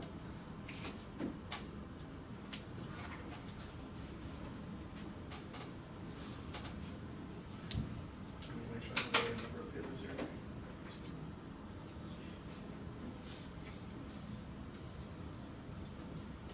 Okay, I have the right number of papers. I have 12 votes. Okay, Sure, if you want. minus Connor minus me is 16. So yeah, you should be getting 4 more. Unless they chose not to cast a ballot. Yeah. I would, although I can't force you to cast ballot, I would ask if you don't have an opinion that you at least cast an abstention ballot, just so that we know we're getting all the votes. Or you can send to me that you want to be marked present. Yeah. Sure. Someone on the call wants to abstain, but they can't vote right now for some reason. Okay. So just consider her in your count. Okay. Do you need more paper, Michael? Nope, I got enough paper here. I'll take it all in good faith.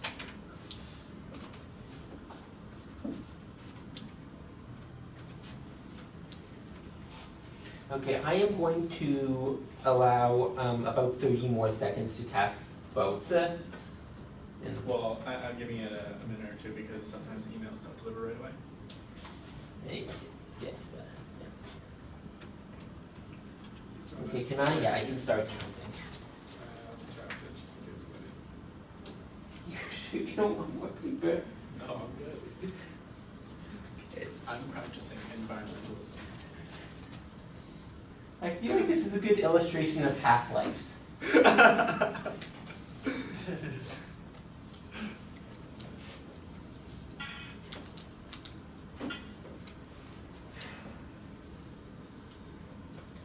Alright, it has been Is there anyone else on the call who has had difficulties casting their vote? I have not received an email in 3 I- minutes. I'd just like to point out that I think WUSA executive team is still using Fred as sense of being. It doesn't matter. They both work. Both addresses work and go to the same place.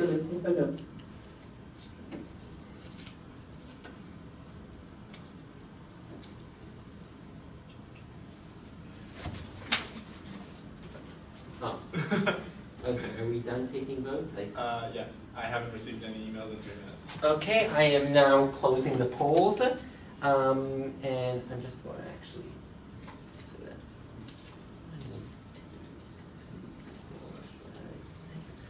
7, 8. Okay, the vote is 3 in favor, 2 against, and 8 abstentions, which therefore means, since this is a simple majority vote, that is a passing result. So I'm now going to move the follow-up motion. Be it resolved that the results of the preceding removal vote be confirmed and the ballots destroyed. Is there, Matt seconds a motion? I move that we enter the outcome in the record. Yes, sorry, I did intend to do that. Please note the vote count in the minutes. Done. 3 in favor, 2 against, and 8 abstentions. Yes. Okay, any discussion on this motion? Okay, any votes against the motion to confirm and destroy? Any abstentions? Okay, the motion passes. Okay, please delete those emails, Michael, if you haven't already. Can do it right now. And I don't know how you want to destroy the physical. Eat them. Well, actually, I'll eat one of them. Yeah, go Do ahead. it. Make a note. for the Luckily, record. they're quite small. Jason Small ate one of the ballots as a destructive method. It was harder to eat paper than I thought. It's all fibrous. It's good for your colon. Can you note that too? Jason Small quoted as saying it is harder to eat paper than I thought. Okay, now I've confirmed myself as a true NSHOP member. Yeah. One of us. You're not anymore. Oh yeah, Second you're a rate. life member, right? Yes, Matt? I have a question first and then possibly a motion. Is there like a standing elections committee, or are they only struck when we have an election going? They're standing, but we've delayed on striking it because the upcoming procedure changes are reforming how they work. Could I move a motion to instruct Policies and Procedures Committee to set dates for a by-election for the now vacant engineering councilor seat? Can we do this one at the same time as we get to the election procedure thing later? Because it's It's related. a motion about this. It's a motion arising from this discussion. Doesn't matter to me. Okay, fine. Do you want to move it now? I'll second the motion. Okay, so let me just write that down. Would you find it amenable though to defer to executive committee? I only say that because that way we can confer with staff as to what works best for the actual execution of the election. Again, I will be glad to do it. Especially since we have, like, PPC's changes to the next elections procedures, like, we're using the current elections procedures for this by-election, and then the new ones for any future things. Not necessarily. Yes, necessary, we'll have to, it'll be grandfathered in. Ongoing decisions for by-elections have to be. No, but if it gets passed at the end of August, the new procedures It- by we don't have PPC, it in yeah? August. Yes, we do. PPC's meeting next week. Then it would be in effect for. Well, good luck, I think we'll see it's- if that motion passes. It may or may I not, think but it's also I've got good about for 3 pages of ratification. comments on that motion on the agenda, so. Do you want to send it to me so I can just enter it to the record while we speak? okay, sorry, so we move, okay, so what version of the motion do you want to move? I am fine with moving executive committee, and if anybody wants something separate. Exec committee You can do a consultation with the speaker if you want. set by election dates. Okay.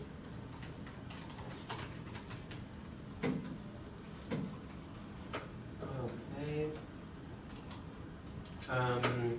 Okay, so that's moved by Matt, seconded by Seneca. Are there any comments on the motion at hand?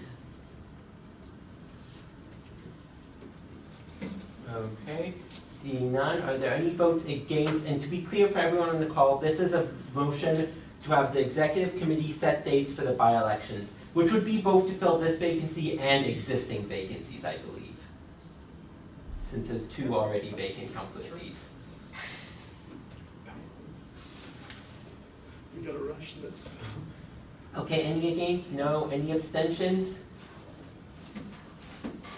Okay, seeing none, motion passes. Michael, can you add that to our exec committee meeting agenda for Monday, please? We don't have agendas for Mondays. Well, we will do now, because this has to be a written item. You have to take minutes on this. So we will be having one for this Monday. It's timely. Okay, this is a discussion you can have offline, yeah?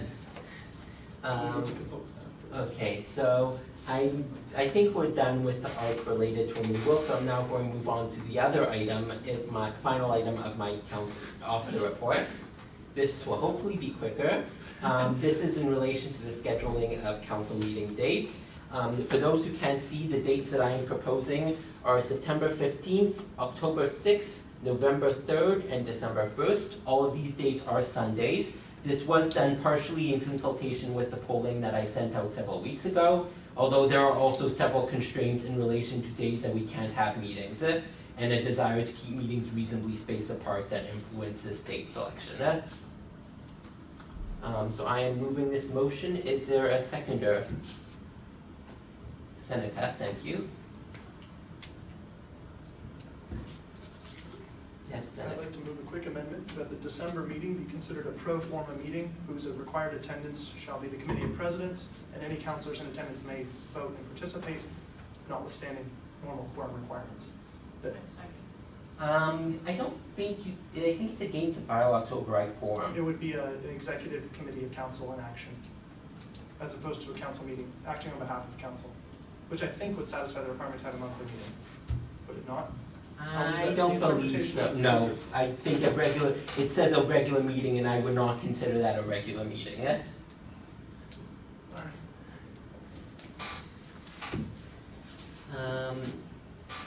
Sorry, can you repeat the dates really quickly? September 15th. Yes, September 15th, October 6th, November 3rd, and December 1st. Thank you.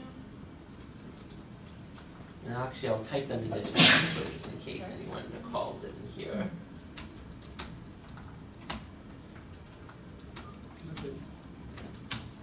Okay, they're now typed into the chat for the people online. Although, of course, we will, if this passes, send formal notification of the dates. Is there any further discussion on the meeting dates? Seeing none, I will bring it to the vote. Anyone in opposition? Any abstentions? Matt, do you want to note it? Yes, because I'm not sure I'll be able to be here for the December meeting. And Ellen? Okay, fine. That is 2 abstentions. The motion carries. Meetings are now scheduled. Okay. And yeah, that is the end of my report. Does anyone have any questions about my report? Why was it so long? Yes, Are there Ellen. any other counselors with multiple unexcused absences? I can open up the attendance records. Well, I can't count today because I have to go through with Katie what absences today were not excused. So, yeah, not including today, yeah, that is the only counselor, I think, who has reached the removal threshold.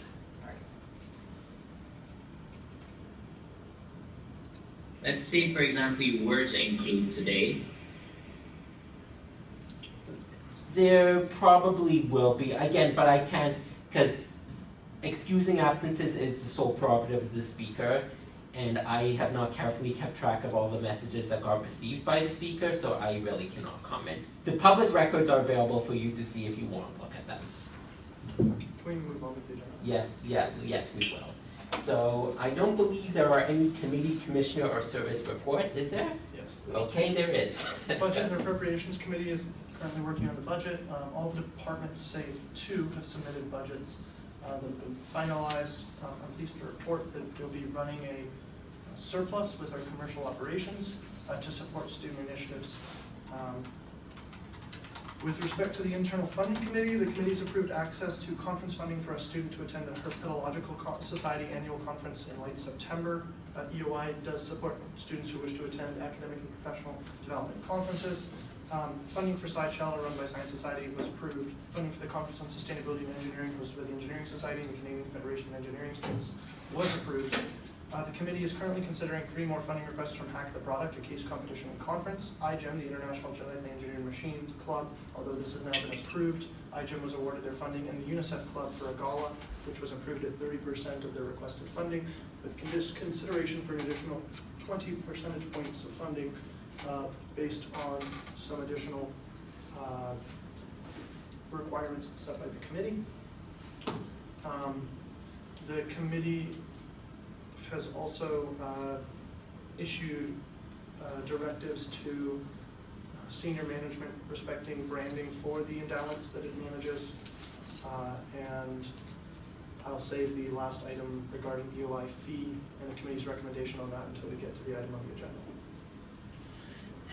Thank you. Are there any questions on that report? Okay, seeing none. Did you have another report, Seneca? That was IFC and budget appropriations. Okay. I don't believe there are any other committee, commission, or service reports. So, in that case, we are done with reports, finally. General orders.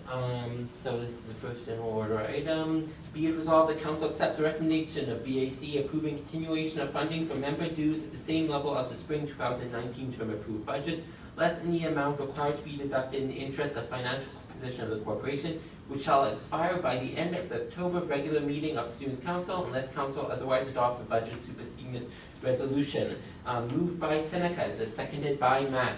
Matt, are you seconding it? Okay, thank you. Seneca, go ahead. Sure. So with respect to SCI and the amount of work that I had to put in for the first few months to get fees where they are now, and still figuring out HST and data and verification methods for the societies and for the federation, it is nigh impossible, probably should say difficult, to budget in the time being. I have worked very hard the last couple of weeks to put together preliminary budgets. I'm still waiting on a couple because we're waiting on final items on premiums, for instance, for the general office budget. So I would like, the tap will turn off on September 1st if there's not approved funding. I would like to be able to present something for September, but in all likelihood, since council requires that I deliver a report explaining the underlying budget and changes to the budget based on the prior year, I will likely need until October. So I'm asking for funding to continue at spring term levels until council approves a budget, likely at the October meeting. That's generally it. I would like to propose one amendment that the October regular meeting be struck and replaced with the 31st of October 2019. Because if council rejects the budget on the October regular meeting, our current procedure requires that I take it back to Budget and Appropriations Committee, make procedural changes required by council, and then bring it back to council to special meeting. So I would need additional funding to continue operations to support that process. Okay, Matt seconds the amendment. Is there any opposition from the Assembly towards this amendment? Seeing none, it's adopted by consent. So we are now at so the motion has now been amended to say October 31st instead of October regular meeting. So Matt, as seconded, do you have any comments on this? No. Okay. Does anyone else have any comments on this motion?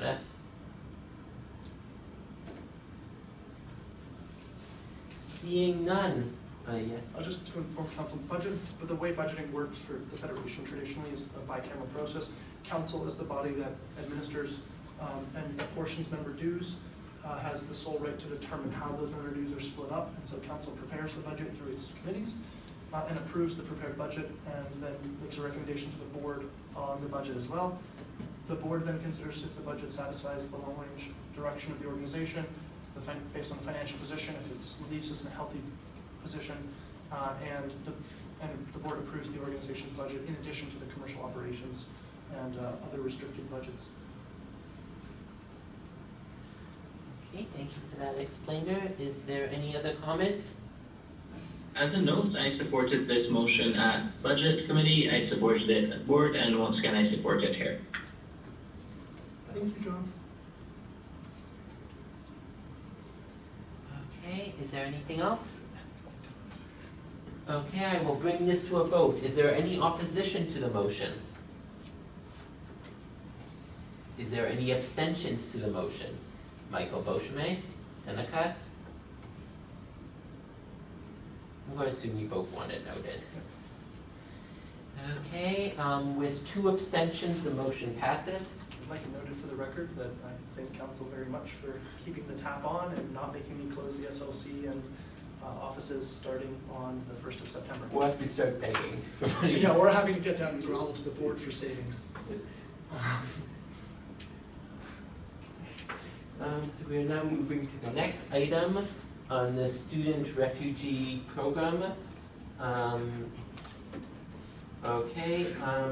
Be it resolved, the council accepts the report regarding the financial sustainability and growth of the student refugee program. Be it further resolved, the council recommends the board of directors increment the optional fee to reflect required program expansion as detailed in the report.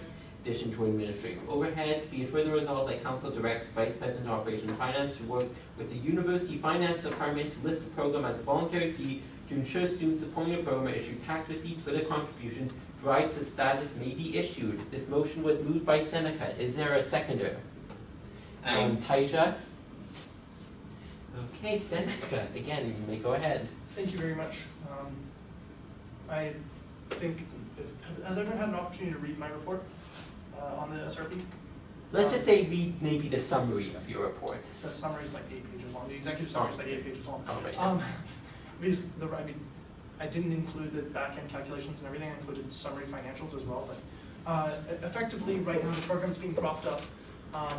Propped up is a poor way to put it. The program's on crutches that are in the process of splintering, fracturing, and collapsing. And if I'll stick with that wounded person analogy, right now those crutches are the provost's office, who's funding the Syrian student on the program. I've indicated to the SRP program that if funding is not continued, and I know the university does not want to have fees around $1 to $3 on the fee statement anymore, so if the university removes it from the fee statement, because it's too low, I have guaranteed the SRP program that I would continue to fund out of operating budget or out of savings where permitted the current students in the program rather than send them back to war-torn countries that they came from.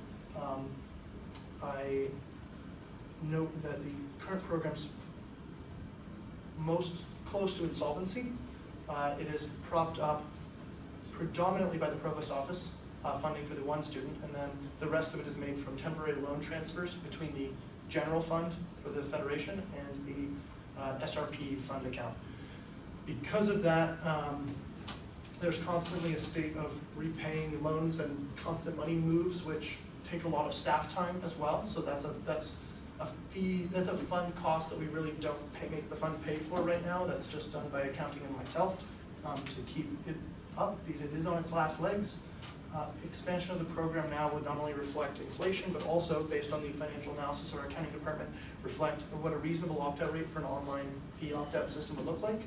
It's very easy for someone to not go and refund their SRP fee because doing so is there's a social pressure not to. It's tough to walk into an office and say, I want $1 back from a refugee. There's a social pressure there that says, don't do that. It's a lot easier if you don't have to interact with anyone to make that $1 decision when you're paying your tuition and just not do it. Because of that, we expect opt-outs to increase dramatically. Because the SRP program was already optional or refundable, the folks for the SRP program didn't initially realize that there would be any change with online opt-outs. They thought it would just continue to be a refund model. And because of that, they agreed to take on additional students in the fall who we could not otherwise support if we didn't do a fee adjustment. As you saw from the accounting analysis, we really need about $4.88 if we had a 50% opt-out rate. The $4.82 is likely the minimum we need, 30% opt-out rate for continued successful operation of the program. So I propose that council adopt the proposal that I put together. I'd like to add that I have reviewed the calculations and found them to be sound. Okay, Taisha? I just wanted to add some points for discussion. I was actually formerly on the Student Refugee Program General Board. Definitely a great program that benefits a lot of people. And honestly, the University of Waterloo, the fees that we contribute for this program are actually substantially lower than most universities. Sorry? Second lowest in Canada. Yeah, exactly, second lowest in Canada. Queen's University, I believe, students contribute $15 or something like that. Anyway, I'm not saying necessarily that we need to be increasing it that drastically, but just kind of pointing out where we sit in the country for the contribution. I think it's something that we should be proud to kind of try to increase, and something we should be proud of running and being a part of. So.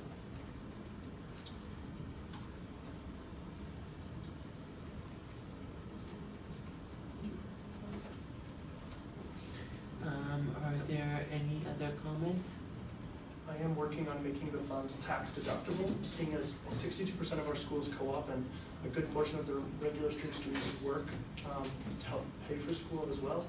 I recognize that there's a tax burden on students, and if we can make it a voluntary fee as opposed to an optional fee, then students could get a tax receipt for the fee and write it off their taxes. And ultimately, yes, that means the student's still losing money at the end of the day. It's just they're not losing money to the government that they'd normally be losing to the government. But I can't stop the government from taxing people. So, Yet. yeah.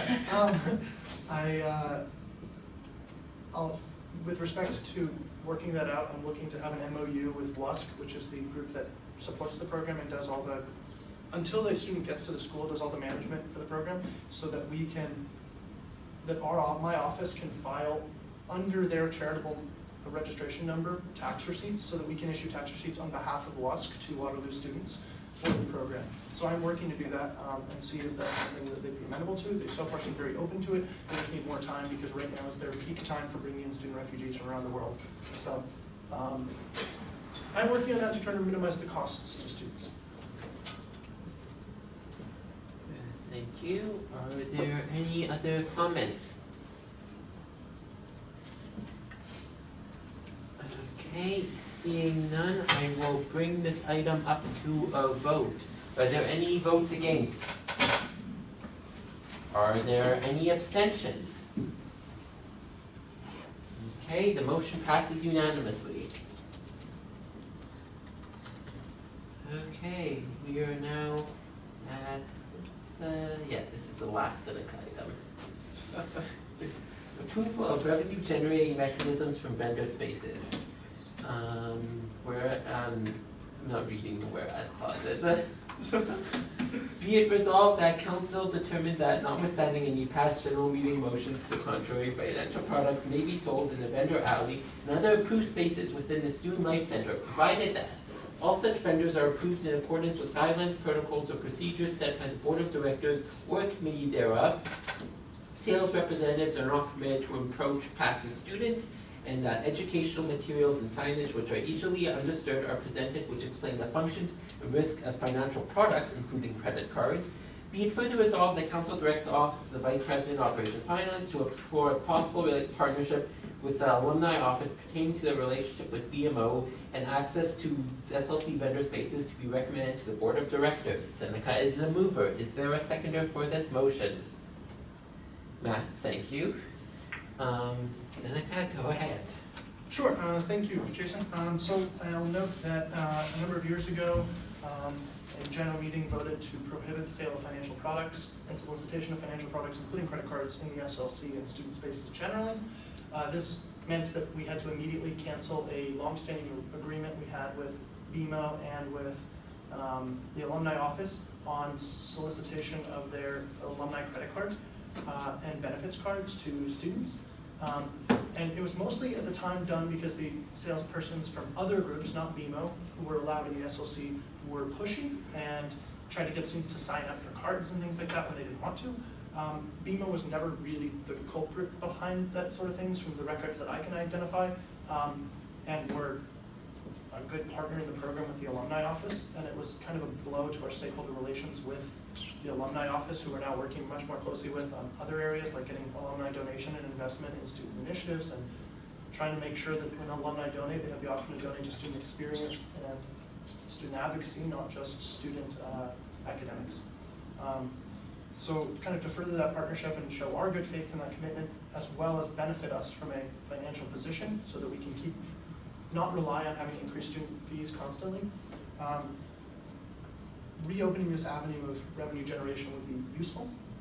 The conditions that I put in place on the motion, I think, are satisfactory, that if we're allowing them in there, that they have to comply with our procedures, and those being that the procedures likely set by the SLC Management Advisory Committee, that they can't be pushy, that they're not, the solicitation needs to be passive, and that there is an onus on them and on their financial side too, so that we don't pay for it.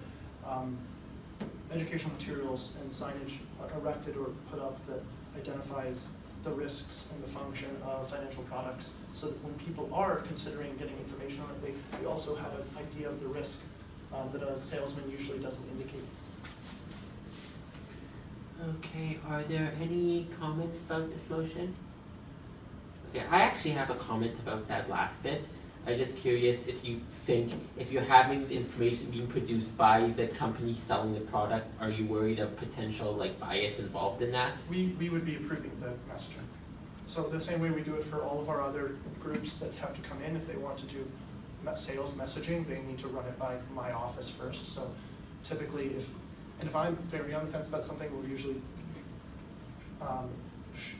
push it out to legal counsel for advice, or the university's advisement teams for advice.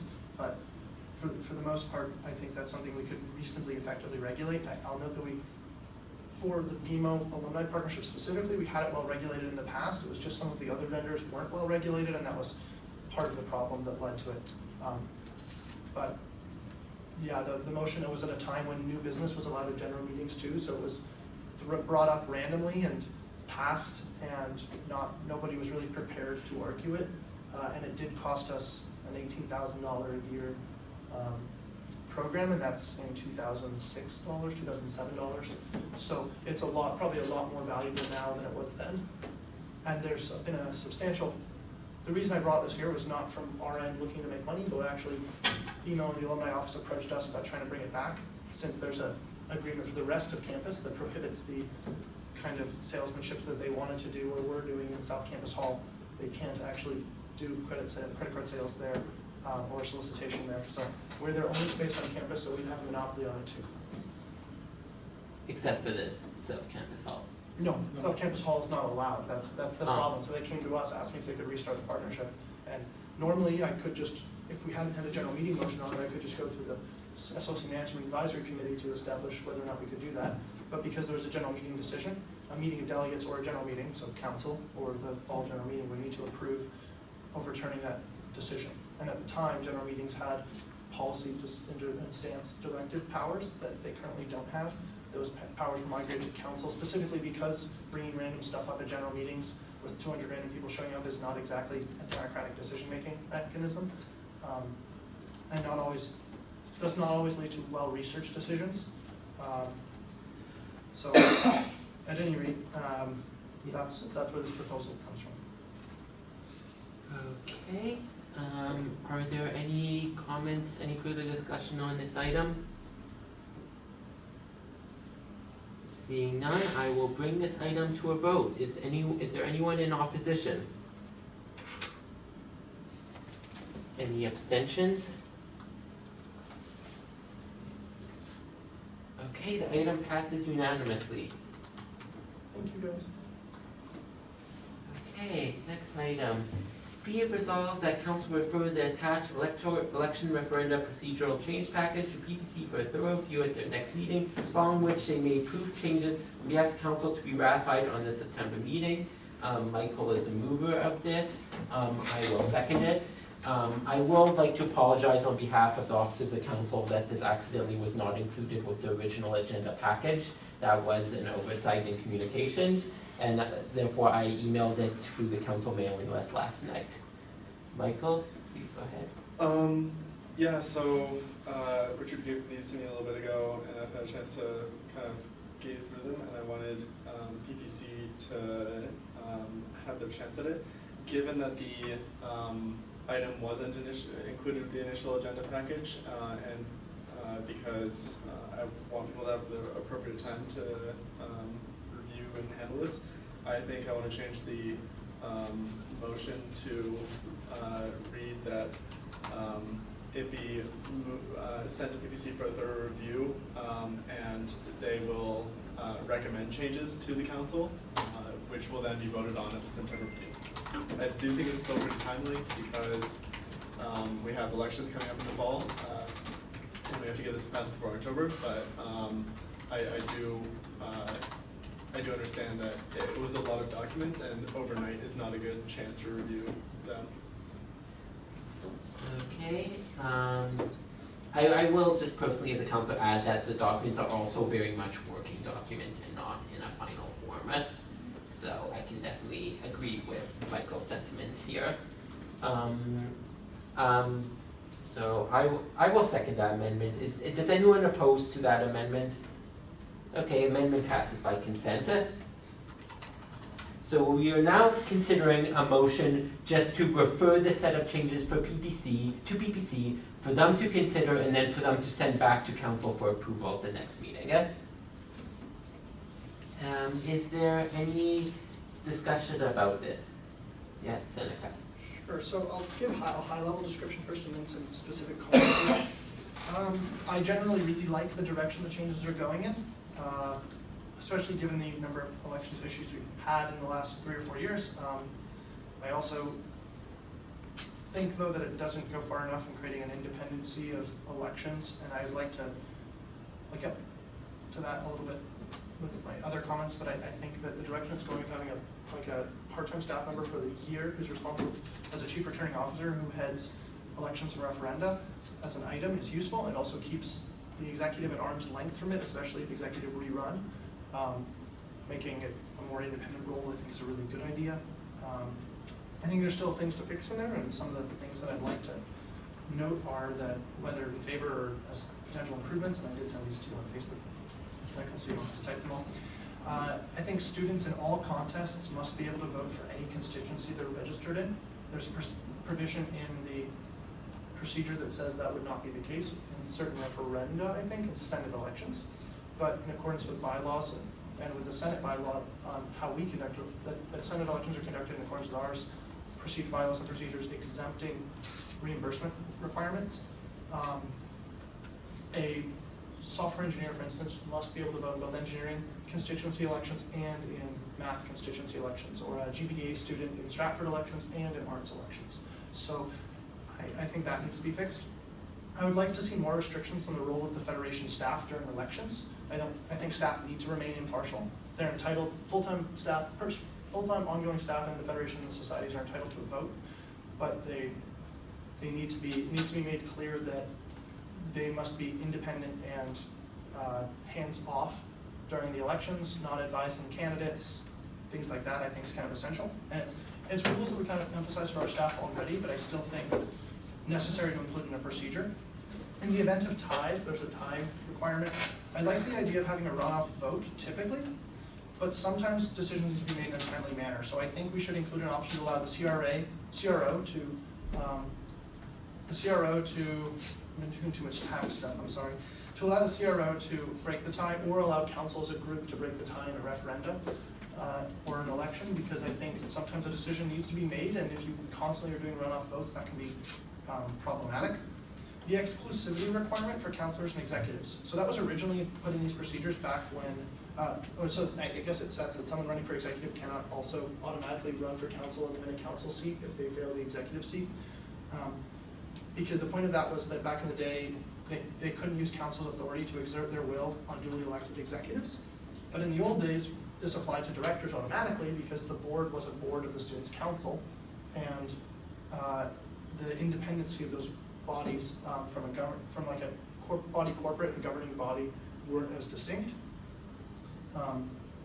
So I'd like to see a provision added to the nomination requirements that states that a candidate running for executive will accept that they shall not be eligible for consideration for directorship for the same reasons. Because I don't think generally you should, if you lose a race, should be able to exert your will through other governing bodies or bodies corporate on the executive. I think that's the role of council as an entity and board as an entity. Spending limits. I think we should allow spending limits to inflate with CPI. Adding a blanket provision for that and requiring it to be reflected in the CRO's elections budget would be essential in my mind, because the cost of stationery and signage and things like that goes up with inflation as well. And so the actual amounts that we're reimbursed, the value of what we're reimbursing is a lot lower than it used to be. I mean, some of the original limits that are currently in there were set like 10 years ago, and inflation's considerable since then. I really like the provisional changes that spending limits should be combined if you're running for multiple races. And I like that demerit points have a financial implication on your reimbursement limits now. So there's an actual incentive not to do things that would warrant demerit points. While the Senate doesn't reimburse election costs, I definitely think that the Federation should be budgeting for it. We've done it in previous years, and I think it's very appropriate. It's a disincentive to anyone running for Senate if they can't reimburse their election posters. And since we run their elections, I think it's a fair thing for us to volunteer to reimburse. Particularly since the university said adamantly they're not going to do it. Makes sense from my mind to do it. Regarding allegations, the ERO should submit a summary report of evidence. ERO should submit a summary report of evidence or allegations, but not directly publish the full allegations. And the reason I say that is because there might be privacy law considerations that need to go into that. And I'd hesitate to just put everything out there necessarily. So I think a summary would be preferable as the procedural minimum to set. That doesn't prohibit them from publishing more, but it does require that they summarize it. I like the creation of the at-arm's length party for the series of definitions and the series of definitions for the scope and interpretation of the procedure. I think that was very well done. I think that there needs to be a definition for what a frivolous act is, because that's currently not in there. They have vexatious act. And I'd like to offer to furnish PPC with the legal definition from some of our contracts that is pretty consistent, if the committee so wishes. I really support the creation of the CRO role, who would chair the ERC. And I like that we're bringing back the ERC as well. I would like to see it strengthened using council's new commissioner procedure, though, to be an independent commission that directly reports to the CRO and then ultimately to the president's office, but is administered by the CRO as a year-long part-time position with the ordinary budget limitations. I feasibly think you could call it an independent commission for elections and referenda that is headed by the CRO and the ERC. And the ERC being chaired by the CRO, that would make a lot of sense in my mind as an independent commission. I also think that in the direction that the procedure is going, but doesn't make it quite clear that this is the case, I think that PPC should work to make sure that the appeals process is two-tiered. That is, the ERO, appeals of the ERO's decision go to the CRO, and appeal of the CRO's decisions go to the ERC. That reduces the administrative burden on the committee. That was the previous concerns when we reformed the elections procedure 2 or 3 years ago, was based, or 3 or 4 years ago, I guess, was based off of the committee being inundated with allegations and petitions that it couldn't operate. So I think that would reduce the administrative burden. I don't think full-time staff should be allowed to be EROs. There's a provision in there that says that full-time staff would be EROs. I think full-time staff need to be as separated as possible from the elections process, particularly since they're ultimately responsible up to the executive. I see that being rife with conflict of interest. Staff should be separated from the elections process, in everything except support roles. The CRO should have the authority to direct Federation staff within reason and with notice to the Office of the Vice President of Operations and Finance, who unreasonably refused a request for staffing support. And the reason I say that is because during elections, a lot of other things get put on hold, and if staff support is needed from an election standpoint, we should be making room for it. I also think the RPO has way too much control in the procedures over hiring and making decision-making that I see as being ultimately needing to be the responsibility of the CRO. I'd like to see the RPO move to more of a support role for the CRO, who is ultimately the decision maker. That's the summary of my comments, having read them all this morning. Okay, since our temporary secretary here is also the chair of PPC, I will trust that he will transmit those comments to PPC when they do their review if this motion passes. No. Yes, I will. Okay, I will also take this point just to remind people that meetings of committees, most meetings of committees are open to all members. PPC currently has a meeting scheduled this coming Wednesday at, I think, 7 p.m.? Or is it 6 p.m.? 6 p.m. I think. Okay, so if people want to or available, they can attend then. Like, if this motion passes, that meeting will be dedicated towards this. It's 6 p.m. on Wednesday. But you can also, if you want to submit like more detailed comments, including in the coming days when you've had a chance to look in detail, you can send them to Michael for PPC to consider. Are there any further comments about this motion?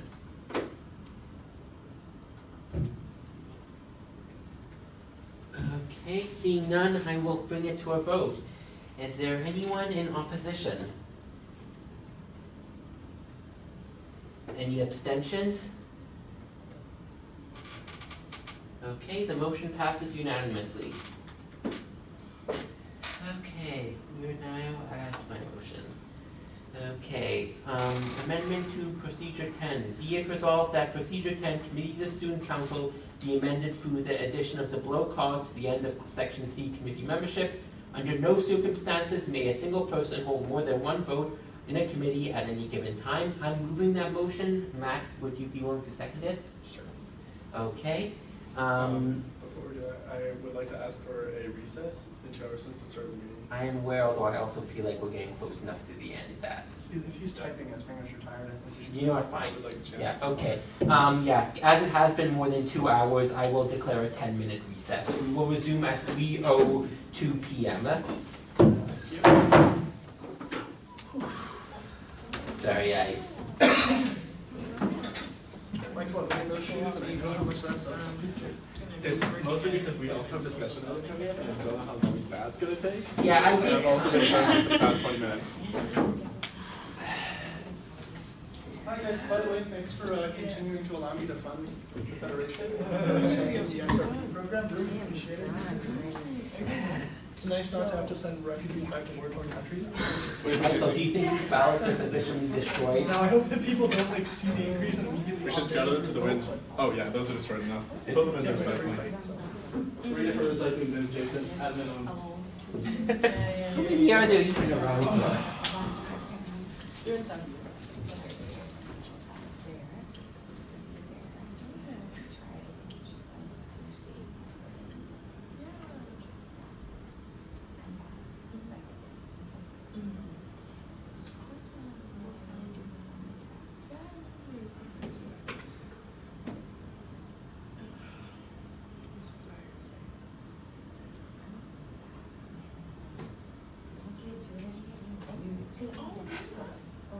You're leaving today? Oh, okay.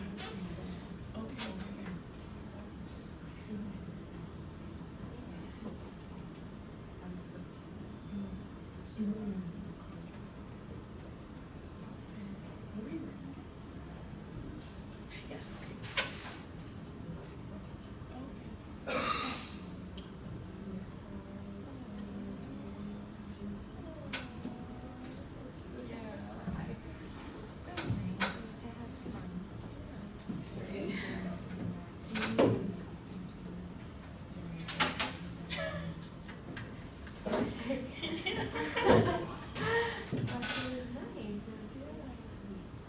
Wait, what was it called?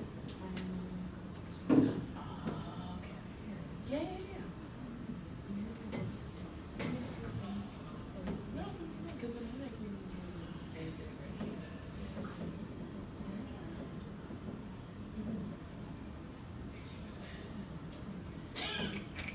I mean, yeah. Yeah.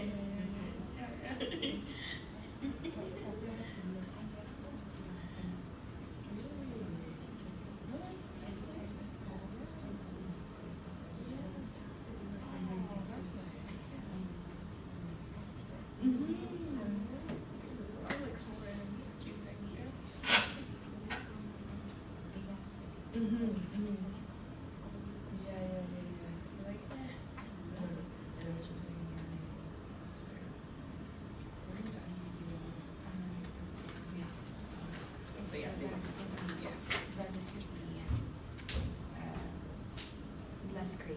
Yeah. It's actually not. Like the city, but not like the core. Yeah,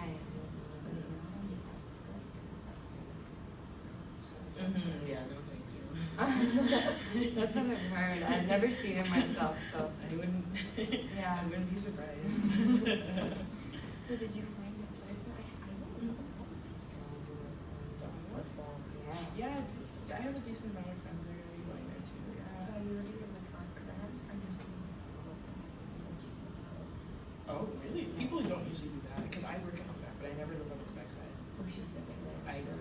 I refuse. Yeah, no, all three of my. She's stressed about this taxes. Oh, the taxes? It's not that bad. For Quebec. It's not that bad. Yeah, but you don't really look, okay, yeah, it does sound, like when you think about it, like, yeah, okay, like it's money, but like, it doesn't add up as much as like, as you think it is. And if you're working on the side, like I do my grocery shopping or whatever, yeah, just like, yeah, it's fine. No, 5% to 13 is a big difference. That's a big difference, yeah. 13 to 15 is like, you know, yeah. Yeah. Because they have all the oil over there, so it's fine. We don't have that in Ontario.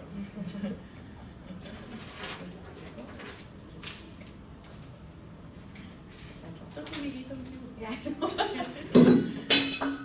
Nice. Oh, no. Yeah, I can't stand them. Yeah, there's a fountain right there actually. I'm okay. No, okay, it wasn't, no, it was my hand, it was my thumb. I thought it was No, it was my thumb.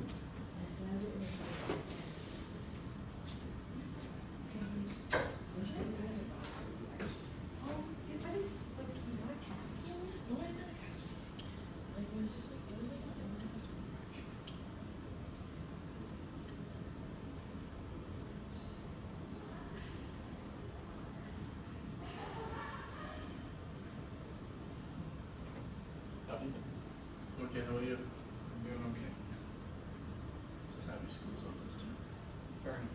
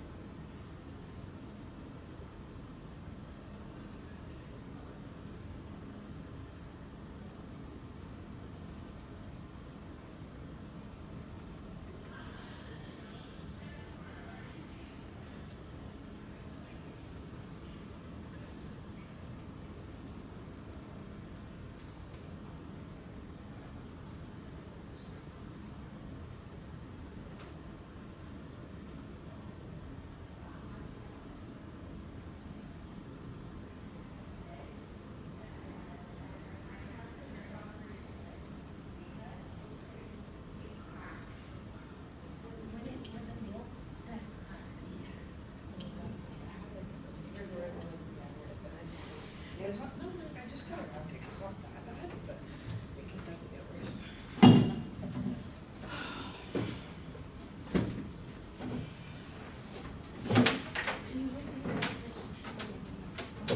Oh, no, my first work terms were at Environment Climate Change Canada. That's where Abby was right now.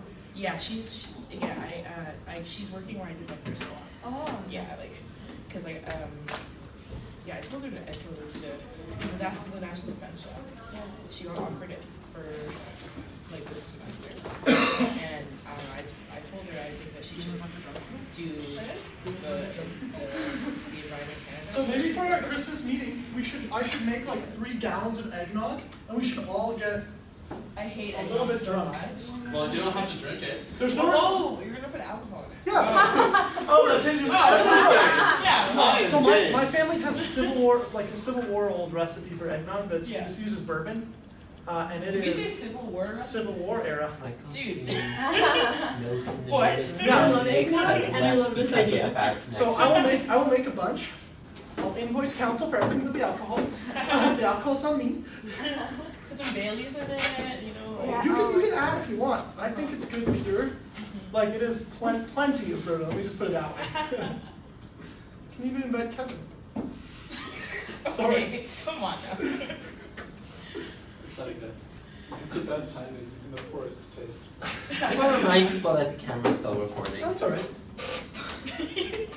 No At least shade. Seneca didn't say No that he's shade. putting the alcohol on Wusa. True. Triple news? What's happening with the bomber? That's a good question. Not We'll sure. find out in September. No. The environment's very different. I'll send my report by the end of September on it actually, but based on What, how is we're on camera, so The I have environment's a just little bit a more lot detail at the less, end, but like, Okay. hospitality concept is the direction Nice. we're gonna go Yeah. with. It'll be replacing. It's not like we're replacing it, Feel the but same way even from when they like the board game or place or letter something. boxes, it's just like the way like. there's just, some like, very good conceptual, options based on the like, survey. We had like, very, like, less 3,211-ish experience based. students fill From out what I the can tell. survey, which is pretty good. Because that was also. I will applied to the definitely be same the next thing, cover of so- Imprint, probably, maybe not. No, like, that's Because like.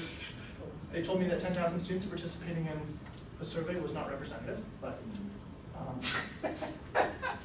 I tried to explain statistical significance to them, so hopefully. Good. But there will be a plan, based on the marketing report, then I'll be developing a business plan for it, and then the executive summary will basically give council 4 options. The business report will be for my preferred option. Anyway, I I told don't you have the guys. money to bake 4 business plans for 4 different options for this. We have now finished our 10-minute recess and are now resuming it.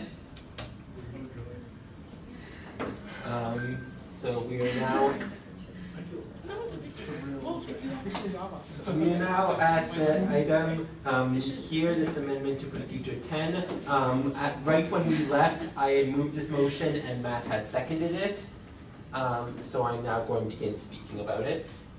So what this is, it's a pretty simple thing. It kind of speaks for itself. In the bylaws, there was a similar provision regarding council itself, that if say I were to become president of NSHOC, that does not give me a second vote on council. NSHOC could appoint someone designate in order for NSHOC to have their vote, but the same person cannot have 2 votes. So now I'm basically applying that same principle over to committees. The reason that this actually came up and the reason I asked Matt to second it is specifically because, while this would be applicable to all committees of council, the real space of concern for this is the Education Advisory Council, because it has a very large ex officio membership.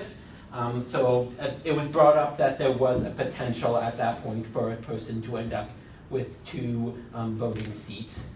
So this is just to alleviate that. Does anyone have anything they want to say about this? Yes, Michael?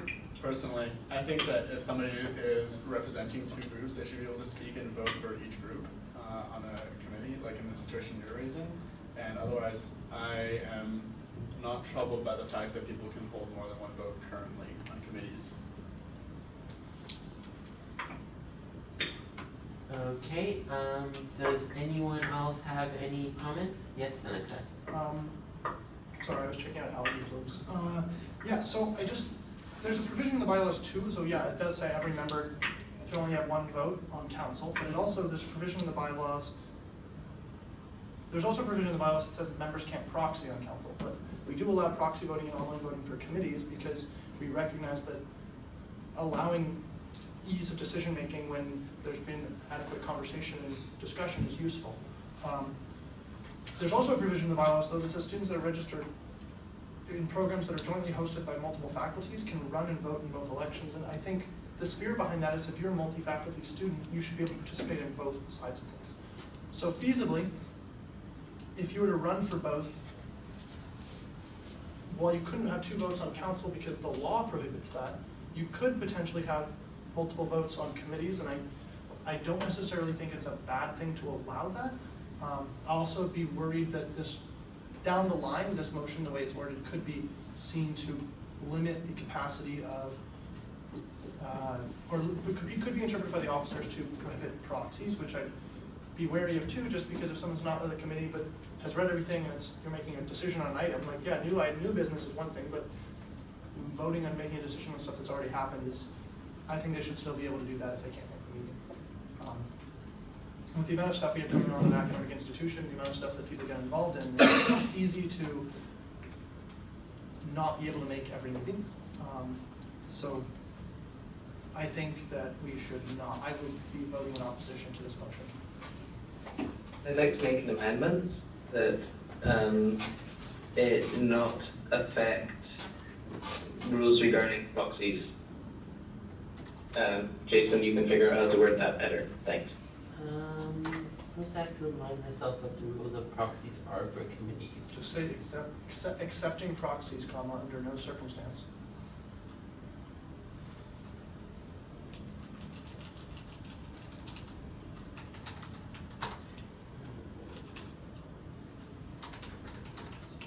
Does the amendment have a seconder? I'm just trying to formulate it first. All right. Yes.